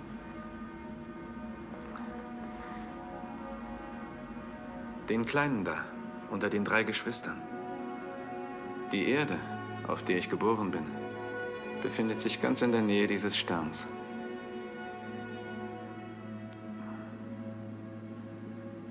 Glaubst du mir? Euch glaube ich immer. Uno, warum hast du solche Angst? Ich weiß nicht. Ich habe 3-mal gebetet heute Nacht. Was kann ich noch tun? Geh schlafen. Es wird dir nichts passieren. Geht heute Nacht nicht weg. Ich bitte euch. Ich würde gerne hier bleiben. Aber ich muss zurück zum Schloss, das habe ich versprochen. Hab keine Angst um mich.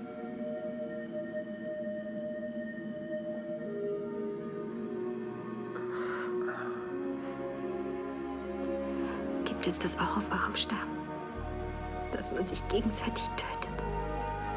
Nein, schon lange nicht mehr. Und niemand leidet Not? Nein.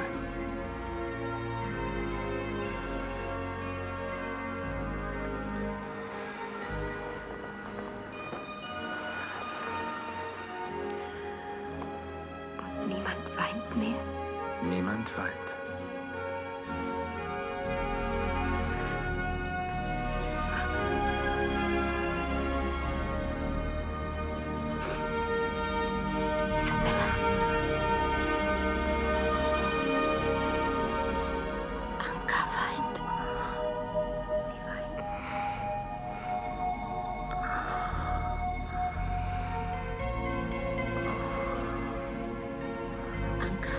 Möchtest du dich ausruhen?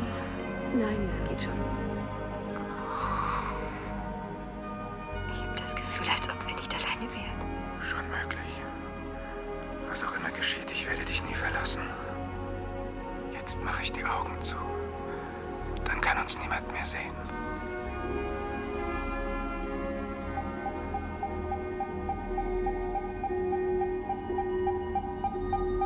Er will uns austricksen. Gib mir mal eine Außenkamera auf A47. Das haben wir gleich. Umschalten. Automatik? Automatik läuft.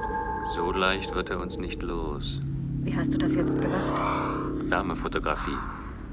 Je stärker er sich erhitzt, desto besser sehen wir ihn. Ihr seid ja eine Bande von ganz miesen Typen. Anka, beruhige dich. Anka. Was hat sie denn? Lasst sie. Sie ist völlig übermüdet. Es ist besser, sie ruht sich aus. Warum hat sie geweint? Sie macht sich Sorgen um Anton. Er wird immer mehr zu einem der Ihren. Er ist jetzt zu allem fähig. Wir haben gelernt, unsere Emotionen zu beherrschen. Irgendwie scheint das nicht mehr zu funktionieren. Niemand kann auf die Dauer Bilder sehen von Leuten, die blutiges Fleisch essen und die sich gegenseitig umbringen, ohne dass er beeinflusst wird. Das würde bedeuten, dass nicht nur Anton sich verändert, sondern auch wir uns hier im Raumschiff. Eine bizarre Theorie, nur weil jemand geweint hat. Vielleicht werden wir hier oben auch bald ein Schwein braten. Aber das ist doch Blödsinn. Anka hat geweint. In all den Jahren hier ist so etwas nie geschehen. Weil hier etwas vor sich geht, das für uns nicht nachvollziehbar ist. Deshalb hat sie geweint. Ja. Sie hat etwas wiederentdeckt, das wir schon lange verloren haben. Achtung, ein Gespräch von der Erde. Ich beobachte mit Sorge, wie sich gewisse Formen von Intoleranz und Aggressivität unter der Besatzung der Raumstation ausbreiten. Einige ihrer Kollegen mussten wir zurückholen, weil sie sich von Gefühlen leiten ließen, die wir seit langem für überwunden glaubten. Für andere war es zu spät. Sie sind durch eigene Schuld gestorben. Ich bitte Sie als Mitglieder des Instituts dafür zu sorgen, dass diese bedrohliche Entwicklung nicht außer Kontrolle gerät und das gesamte Projekt gefährdet. Ich danke Ihnen.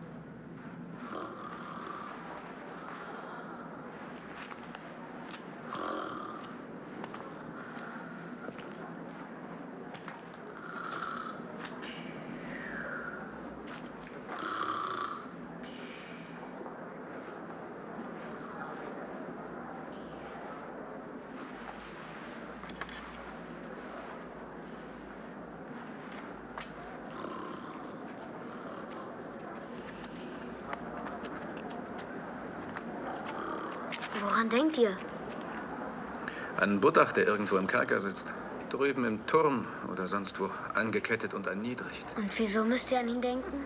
Weil es so viel Elend gibt auf dieser Welt. Nur von Zeit zu Zeit erhellt ein Licht dieses Dunkel. Zum Beispiel, wenn ein Sänger ein Lied singt oder ein Gelehrter die Wahrheit ergründet. Wir dürfen nicht zulassen, dass man dieses Licht auslöscht.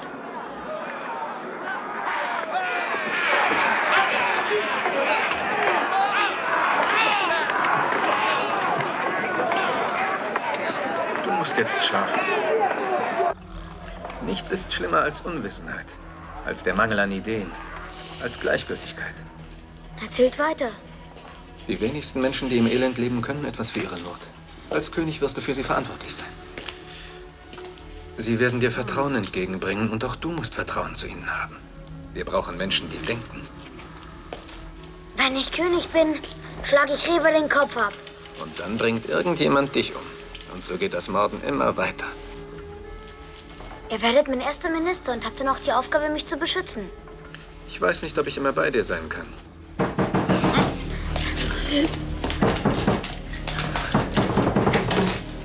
Der König ist tot! Buddach hat ihn vergiftet! Wir müssen wenigstens den Prinzen retten! Du musst dich verstecken. Ich bleibe hier und kämpfe an eurer Seite. Tu, was ich dir sage. Aber schnell. Oh Gott.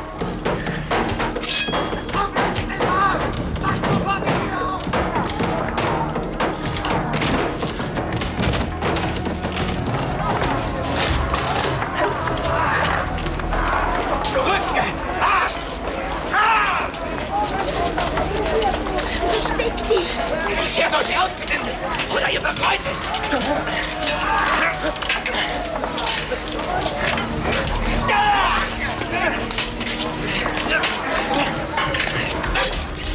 Warte! Ihr seid verhaftet! Ergebt euch! Werft eure Waffen weg! Holt sie euch doch selber! Stirbt, du Teufel! Ha! Ergreift ihn! Ich schlag euch die Hände ab! Ihr kennt mich ja!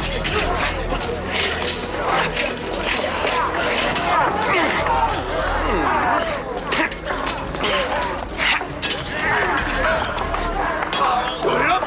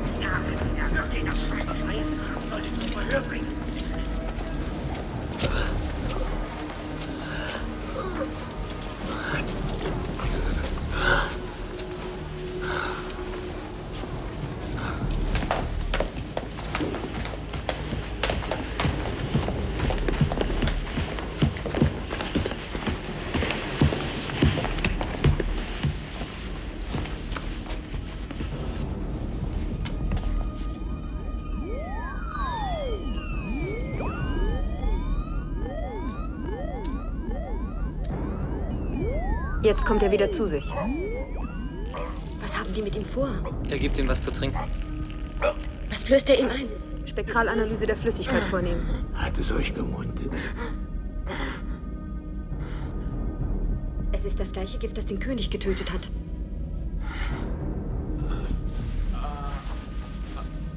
Glaubt ihr, dass ihr wieder gehen könnt, oder muss man euch tragen?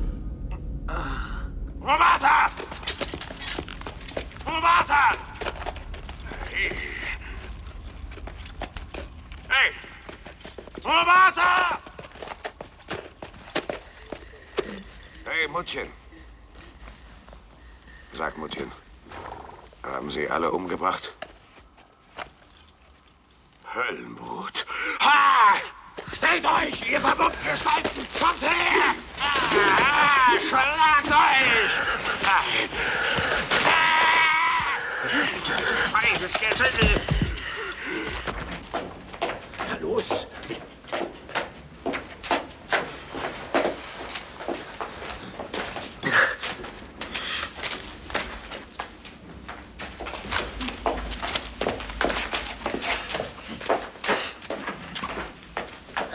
Sie an, unser teuerster Feind, der edle Romata. Was meint ihr, was wir mit euch machen sollen? Euretwegen ist uns der Prinz entkommen. Aufhängen! Wir müssen ihn sofort aufhängen. Was meint ihr aber? Eigentlich ist es mir egal. Aber im Allgemeinen hängt man nur Gesindel auf. Er ist trotz allem ein Spross aus altem Geschlecht und darüber hinaus ein bedeutender irokanischer Spion. Stimmt doch, ein irokanischer. Oh, und darüber hinaus auch noch ein suanischer. Den würde ich nicht aufhängen. Daneben verbrennen. Seid ihr einverstanden? Ja, gut. Wache! Auf den Scheiterhaufen mit ihm! Was soll das doch nicht mich? Romata sollt ihr wegbringen. Was macht ihr denn? Verrat! Ihr habt mich reingelegt! Was werden euch meine grauen Soldaten heimzahlen? Mit euch würde ich nicht so leicht fertig. Oder täusche ich mich? Romata von Estorien, aus dem Geschlecht derer von Estorien, aufgewachsen auf dem Schloss seines Vaters, verlässt mit 22 Jahren Estorien. Warum habt ihr euer Land verlassen? Umstände haben mich gezwungen, meine Heimat zu verlassen. Was für Umstände waren das? Ich habe im Duell ein Mitglied des Königshauses getötet. Aha, und wen? Den jungen Fürst Ekin. Was war denn die Ursache des Duells? Eine Frau. Und diese Frau, wie hieß sie? Dorana. Ich hatte nicht erwartet, dass ihr darauf antwortet. Ich danke euch, Romata von Estorien. Bitte schön, wenn euch das weiterhilft. Vielleicht aber auch nicht, Romata.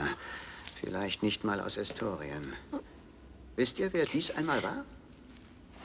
Ich bin sicher, ihr werdet es mir sagen. Ihr seid nicht Romata von Estorien. Meine Kundschafter haben seinen Sarg geöffnet. Und dies ist alles, was von seinem nicht gerade sauberen Leben übrig geblieben ist. Deshalb frage ich euch, wer seid ihr? Man nennt mich Romata von Estorien. Ich bin nicht gewohnt, dass man daran zweifelt. Und wenn ihr nicht auf der Stelle Anweisung gebt, dass eure Mönche hinter den Vorhängen verschwinden, dann wird euch etwas Schlimmes zustoßen. Ihr wisst nicht, mit wem ihr es zu tun habt. Seht her, ich kann euch zertreten wie einen Blutegel. Diese steigbaren Kinder Gottes bestrafen jeden Unglauben. Sie unterstehen meinem Befehl. Sie haben die Zeichen erkannt, die Gott mir gesandt hat. Im Namen des Herrn! In seinem Namen! Ich bin Reber, der fromme, erster Diener Gottes. Für mich seid ihr nur ein kleiner, schmutziger Betrüger. Und wenn Buddha etwas zustößt, dann erwürge ich euch, so wahr ich hier stehe mit diesen Händen. Gebt mir Buddha oder ich lasse euch verrecken wie einen Hund. Wie wollt ihr das machen, teurer Romata? Erlaubt, dass ich euch vorläufig noch mit diesem Namen anspreche, mein Lieber. Ihr habt euch tapfer eingesetzt für den Prinzen. Aber ihr habt keinen meiner Leute getötet. Und ihr selbst wurdet nicht mal verwundet. Seltsam. Äußerst seltsam. Ich bin froh, dass wir uns ausgesprochen haben. Jeder von uns verfolgt ja ein Ziel. Warum arbeiten wir beide nicht einfach zusammen? Schulter an Schulter. Ihr wollt mir Angst einjagen. Und so habe ich eben Angst. Vielleicht seid ihr der Sohn Alzars des Finsteren, der aus den lichtlosen Abgründen aufgestiegen ist. Vielleicht kommt ihr aus fernen, übermächtigen Ländern. Man sagt, es gibt sie. Oh, mir dreht sich der Kopf und ich fühle, dass ich in Ketzerei verfalle. Ich fange an, verbotene Dinge zu denken.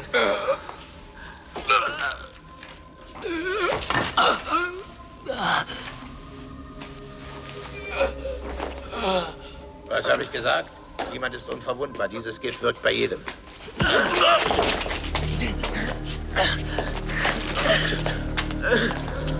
Wachen, bringt sein Leichnam zurück.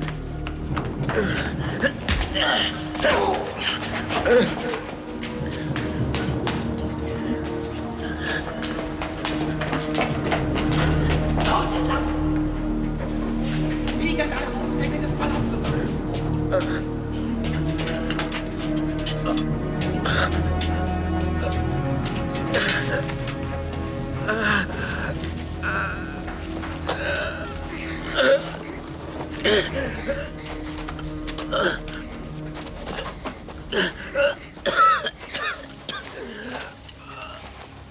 Greif in meinen Stiefel.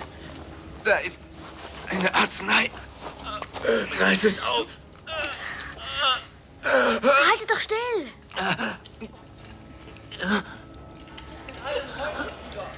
Kann nicht weit sein.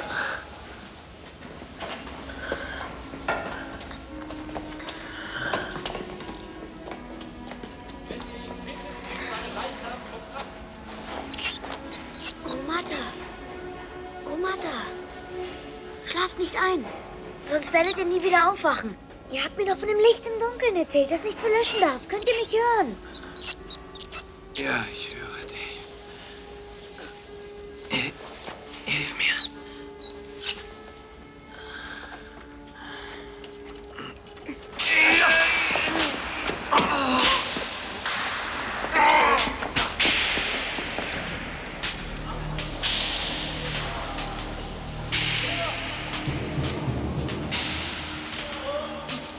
Durch diesen Gang kommt ihr direkt in den Turm. Ich danke dir, aber geh jetzt wieder in dein Versteck. Bin ich jetzt König? Ja, aber du darfst dich noch nicht zeigen.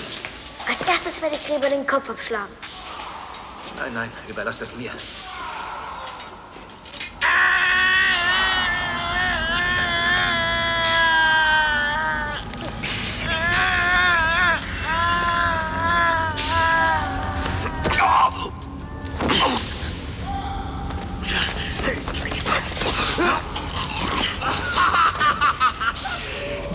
Mein edler Freund, wie schön, dass ich dich endlich gefunden habe. Man hat mir gesagt, du seist verhaftet. Jetzt räumen wir hier auf.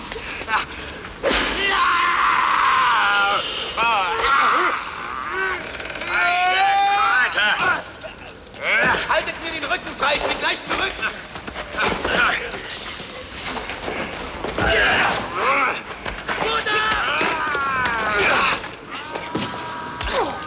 Buddha! Wo ist Buddha? Holt uns hier raus. Buddha, könnt ihr mich hören? Buddha!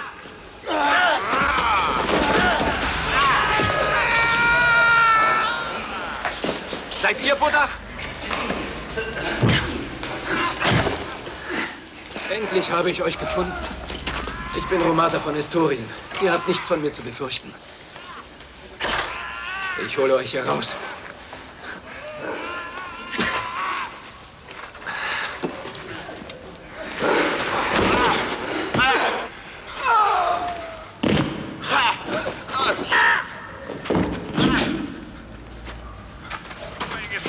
Ich zertrete euch die Krähen.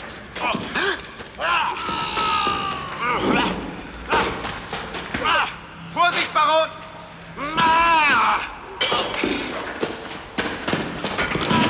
Das, ihr werdet euch besser fühlen. Seid unbesorgt. Nicht lang fackeln. Beeilt euch, wir müssen hier raus.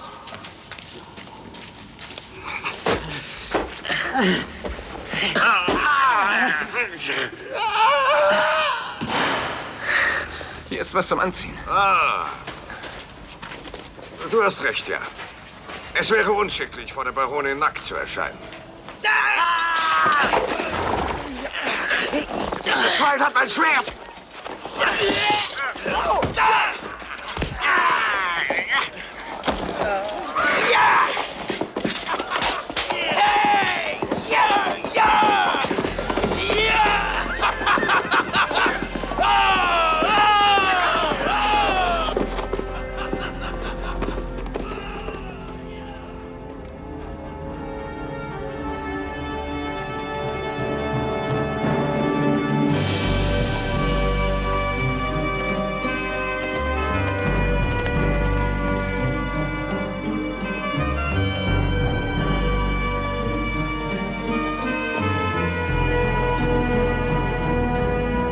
Soll ich dich nicht weiter begleiten zur Sicherheit?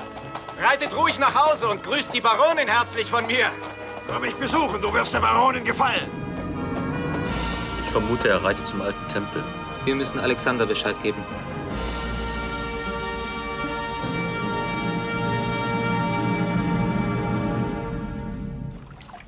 Was haltet ihr als gelehrter Mann von den schrecklichen Ereignissen in Arkana? Ich bin Arzt, aber ich würde Reba umbringen. Wenn ihr die Möglichkeit hättet, die Welt zu verbessern, was würdet ihr ändern? Die Welt ist vollkommen. Wie könnte ich verändern, was vollkommen ist? Der Einzelne wünscht sich natürlich viele Änderungen. Und es ist schrecklich, was in Arkana geschieht. Aber welchen Sinn hätte es wohl für einen Baum zu jammern, dass er nicht laufen kann? Auch wenn er wahrscheinlich froh wäre, der Axt des Holzfällers zu entkommen. Aber überall hört man die Schreie von Gefolterten.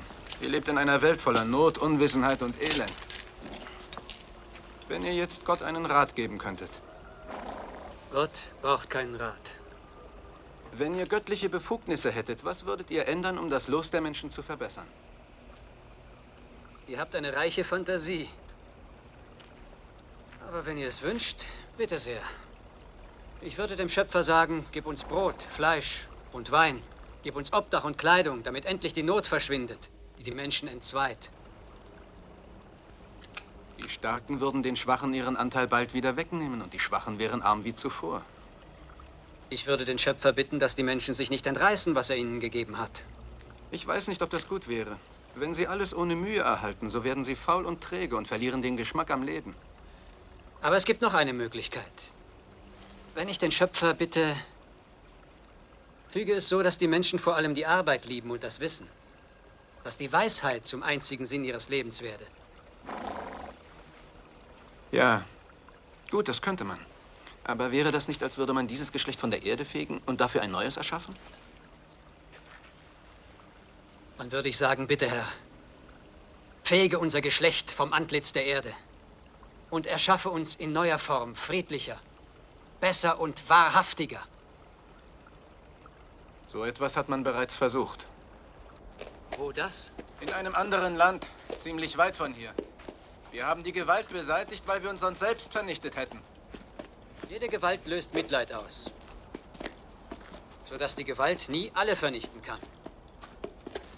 Wir konnten alles zugleich sehen, was auf der Welt geschieht. Wir sahen alle Not und konnten kein Mitleid mehr empfinden. Wir haben unsere Mahlzeiten verzehrt, während wir vor uns Bilder sahen von Menschen, die verhungerten. Was ihr sagt, kann ich mir schwer vorstellen.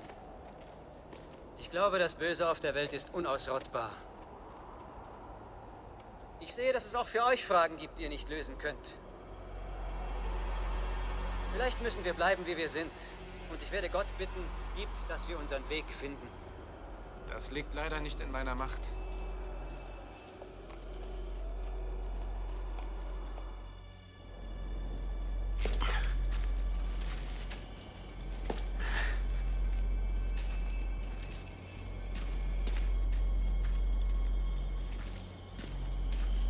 Wartet hier auf mich.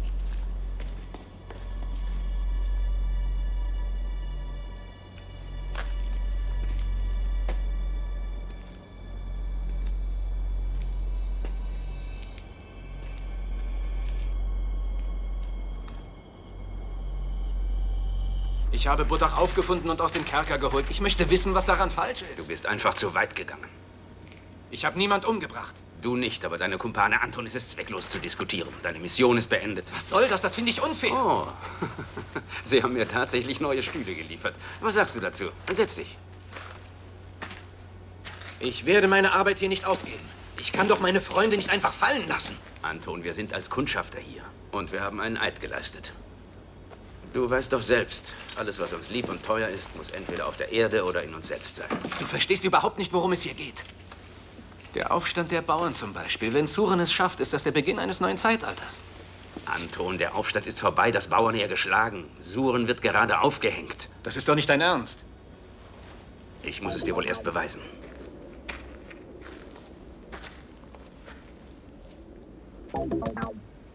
Jetzt funktioniert das schon wieder nicht.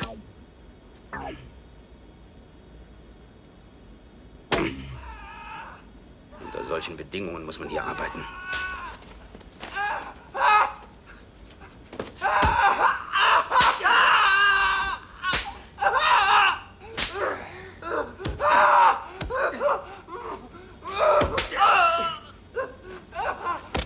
Wir können nicht einfach zusehen, wie sie ihn abschlachten. Alexander, was ist in dich gefahren? Wir müssen ihn da rausholen. Die Götter, die den Menschen helfen wollen, enden immer schlecht. Das ist eine Tatsache. Entschuldige, Alexander.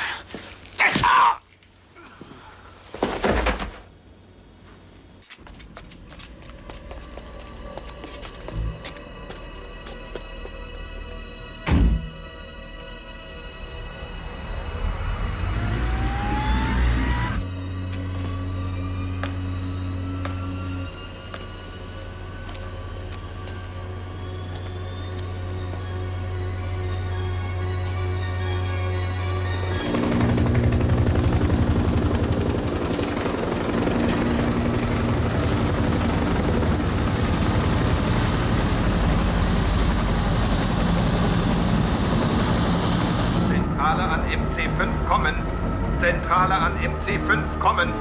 MC5 melden Sie sich dringend. A43, treten Sie sofort mit uns in Verbindung.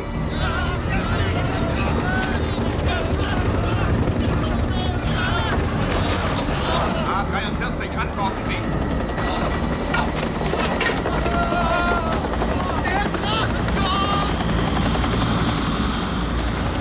MC5, kehren Sie sofort um.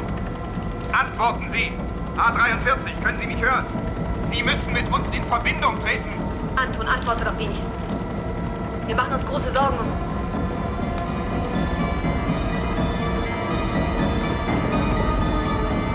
Anton, ich flehe dich an. Sie werden dich zwingen zu landen. Ich schalte jetzt auf Selbstzerstörung. Das wirst du nicht tun. Ich gebe ihm 3 Minuten, dann hat er Zeit zu landen. Er darf Arkana nicht erreichen.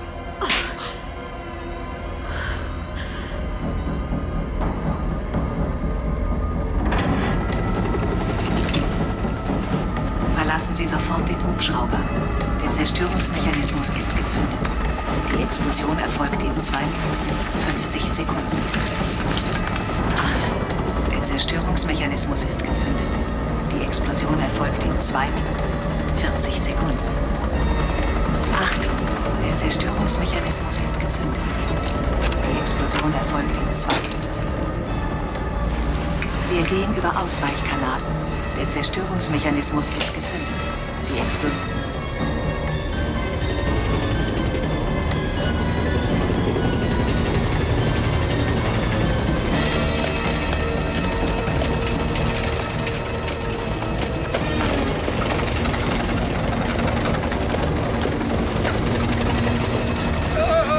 Weiter bin ich nicht betrunken! Folgt mir! Ihm nach!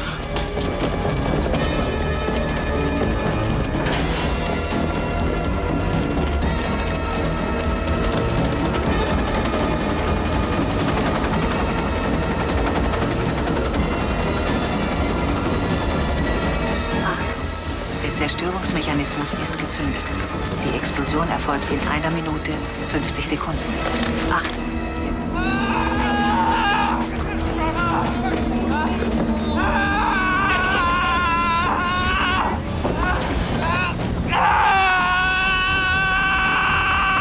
Achtung! Der Zerstörungsmechanismus ist gezündet. Die Explosion erfolgt in 0 Minuten 25 Sekunden.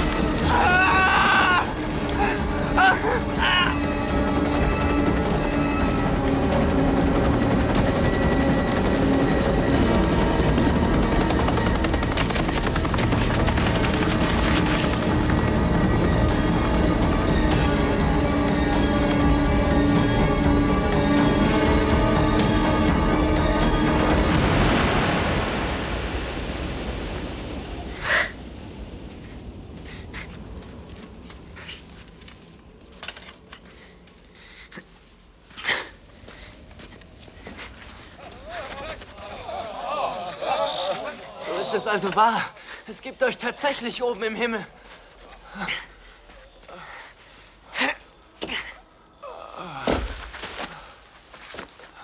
Ich bin kein Gott zu.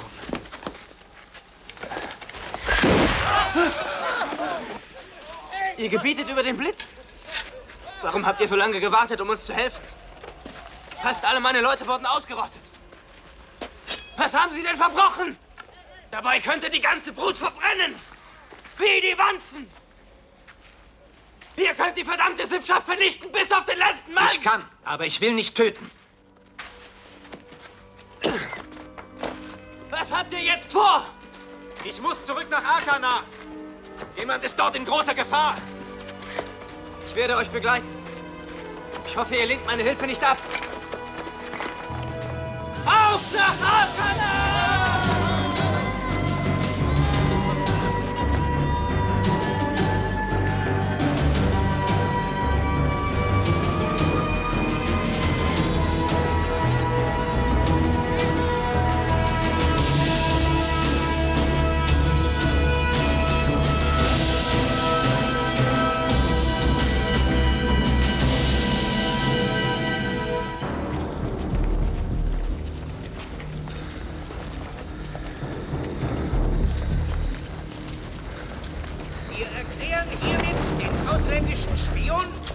des Königs und Feind des Reiches Arkanar, Romata von Estorien, für seiner Ehre verlustig. Sein Leib möge künftig unbehütet sein. Seine Seele auf immer und ewig verdammt. Seine Güter fallen an die Diener der göttlichen Gerechtigkeit. Im Namen des Herrn! In seinem Namen! Im Namen des Herrn! In seinem Namen! Im Namen des Herrn!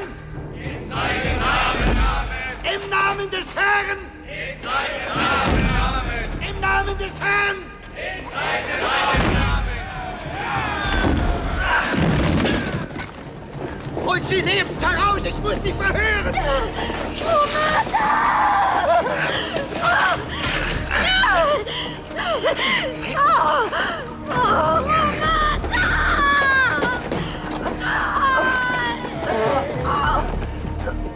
Was will dein Herr hier bei uns in Arkanar? In wessen Diensten steht er? Du wirst es mir sagen. Wo hält er sich versteckt? Du hast dich mit deinem Leib versündigt. Dein Leib wird es büßen, wenn du nicht redest.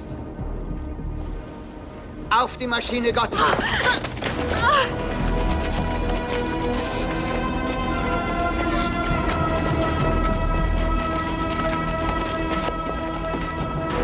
Nicht unter die Finger Gottes! Da! Nein!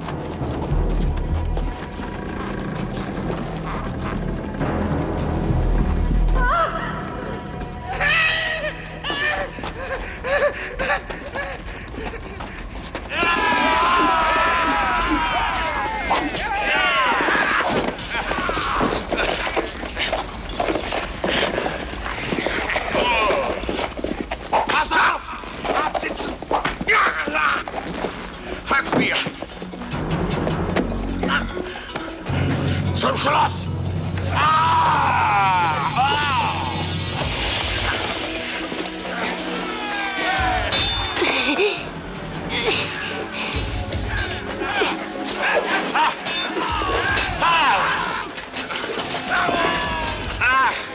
Beten sollst du nicht kämpfen, wie den Staub schwarzer Fettwatzt. Warum soll man achten?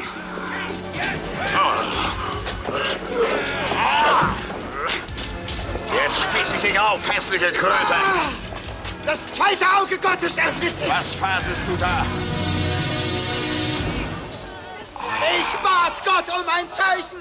Da ist es! Er hat es gegeben! Da!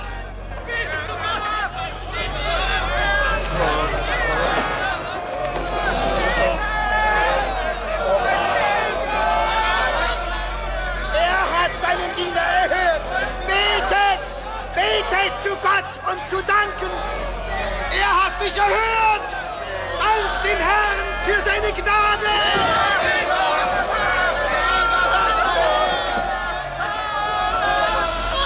Danke, Herr, für deine unermessliche Güte. Du hast mich vor dem sicheren Tod gerettet.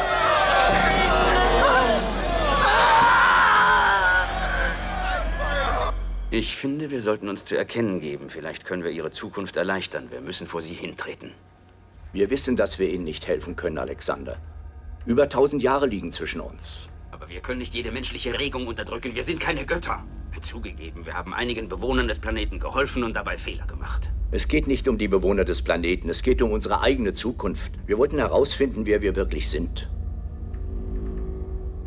Ihr habt uns also mit dieser archaischen Welt konfrontiert, um zu erforschen, ob wir uns wirklich weiterentwickelt haben. Wir wollten wissen, ob wir unser Schicksal selbst gestalten können oder ob wir unentrinnbar an unsere Vergangenheit gefesselt sind. Und? Haben wir eine Zukunft? Wir wissen es noch nicht. Aber wir können jederzeit zurückfallen in ein Zeitalter der Finsternis, der Irrationalität und der Barbarei. Dies ist das Resultat unserer Beobachtungen. Dann waren also wir das Objekt eurer Untersuchungen. Ja, Alexander. Ihr stellvertretend für uns alle.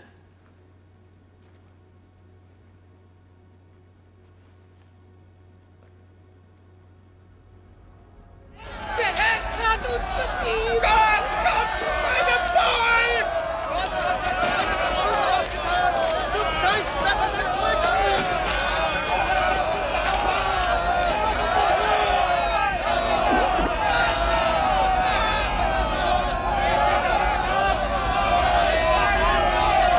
Ihr werft mir vor, dass ich mich einmische. Papa! Nein!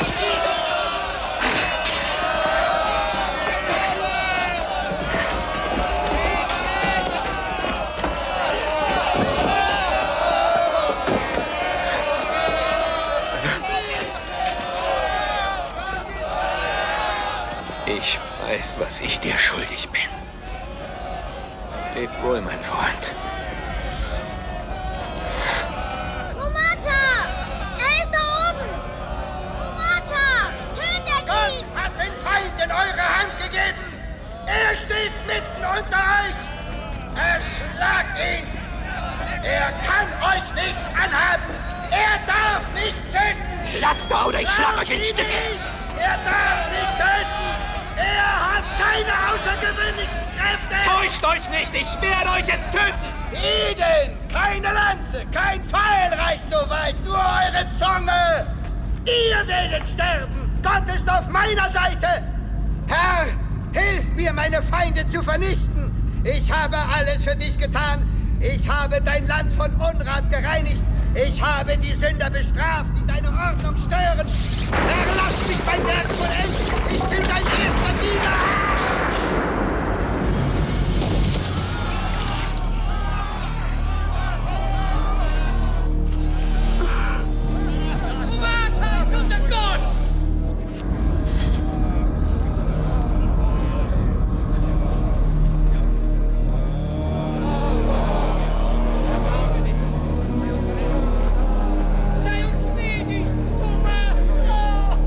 Paralysator.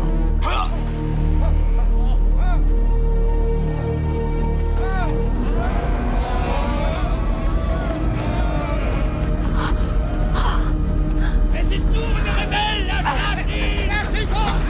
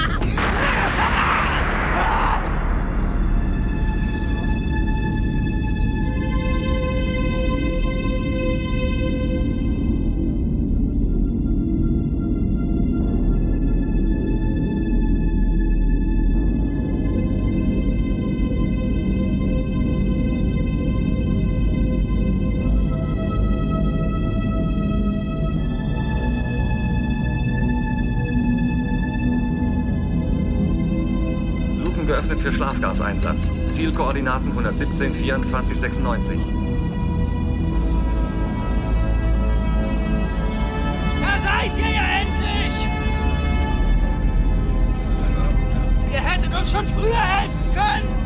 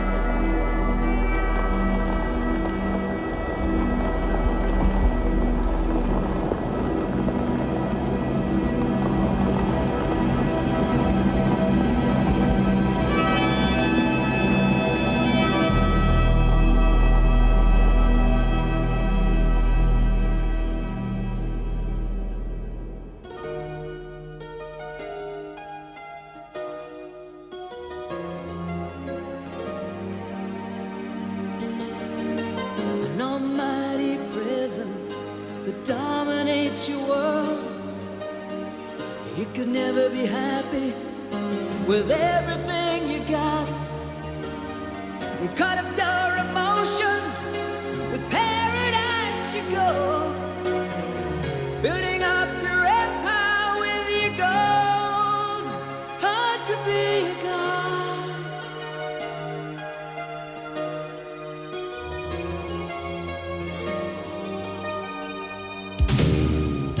You fall into a circle that never lets you go. You're in possession of a hollow, empty heart, living in the stranger's land where power shows its soul. And now you're looking for a way, for all the words to say, to prove that's what you're not. Hard to be a god when lovers let you go. It's hard to be a god. Take a chance when you let go and break the magic hold. Hard to be a god. Well, it's fall into a circle that never lets you go. You're in possession now of a hollow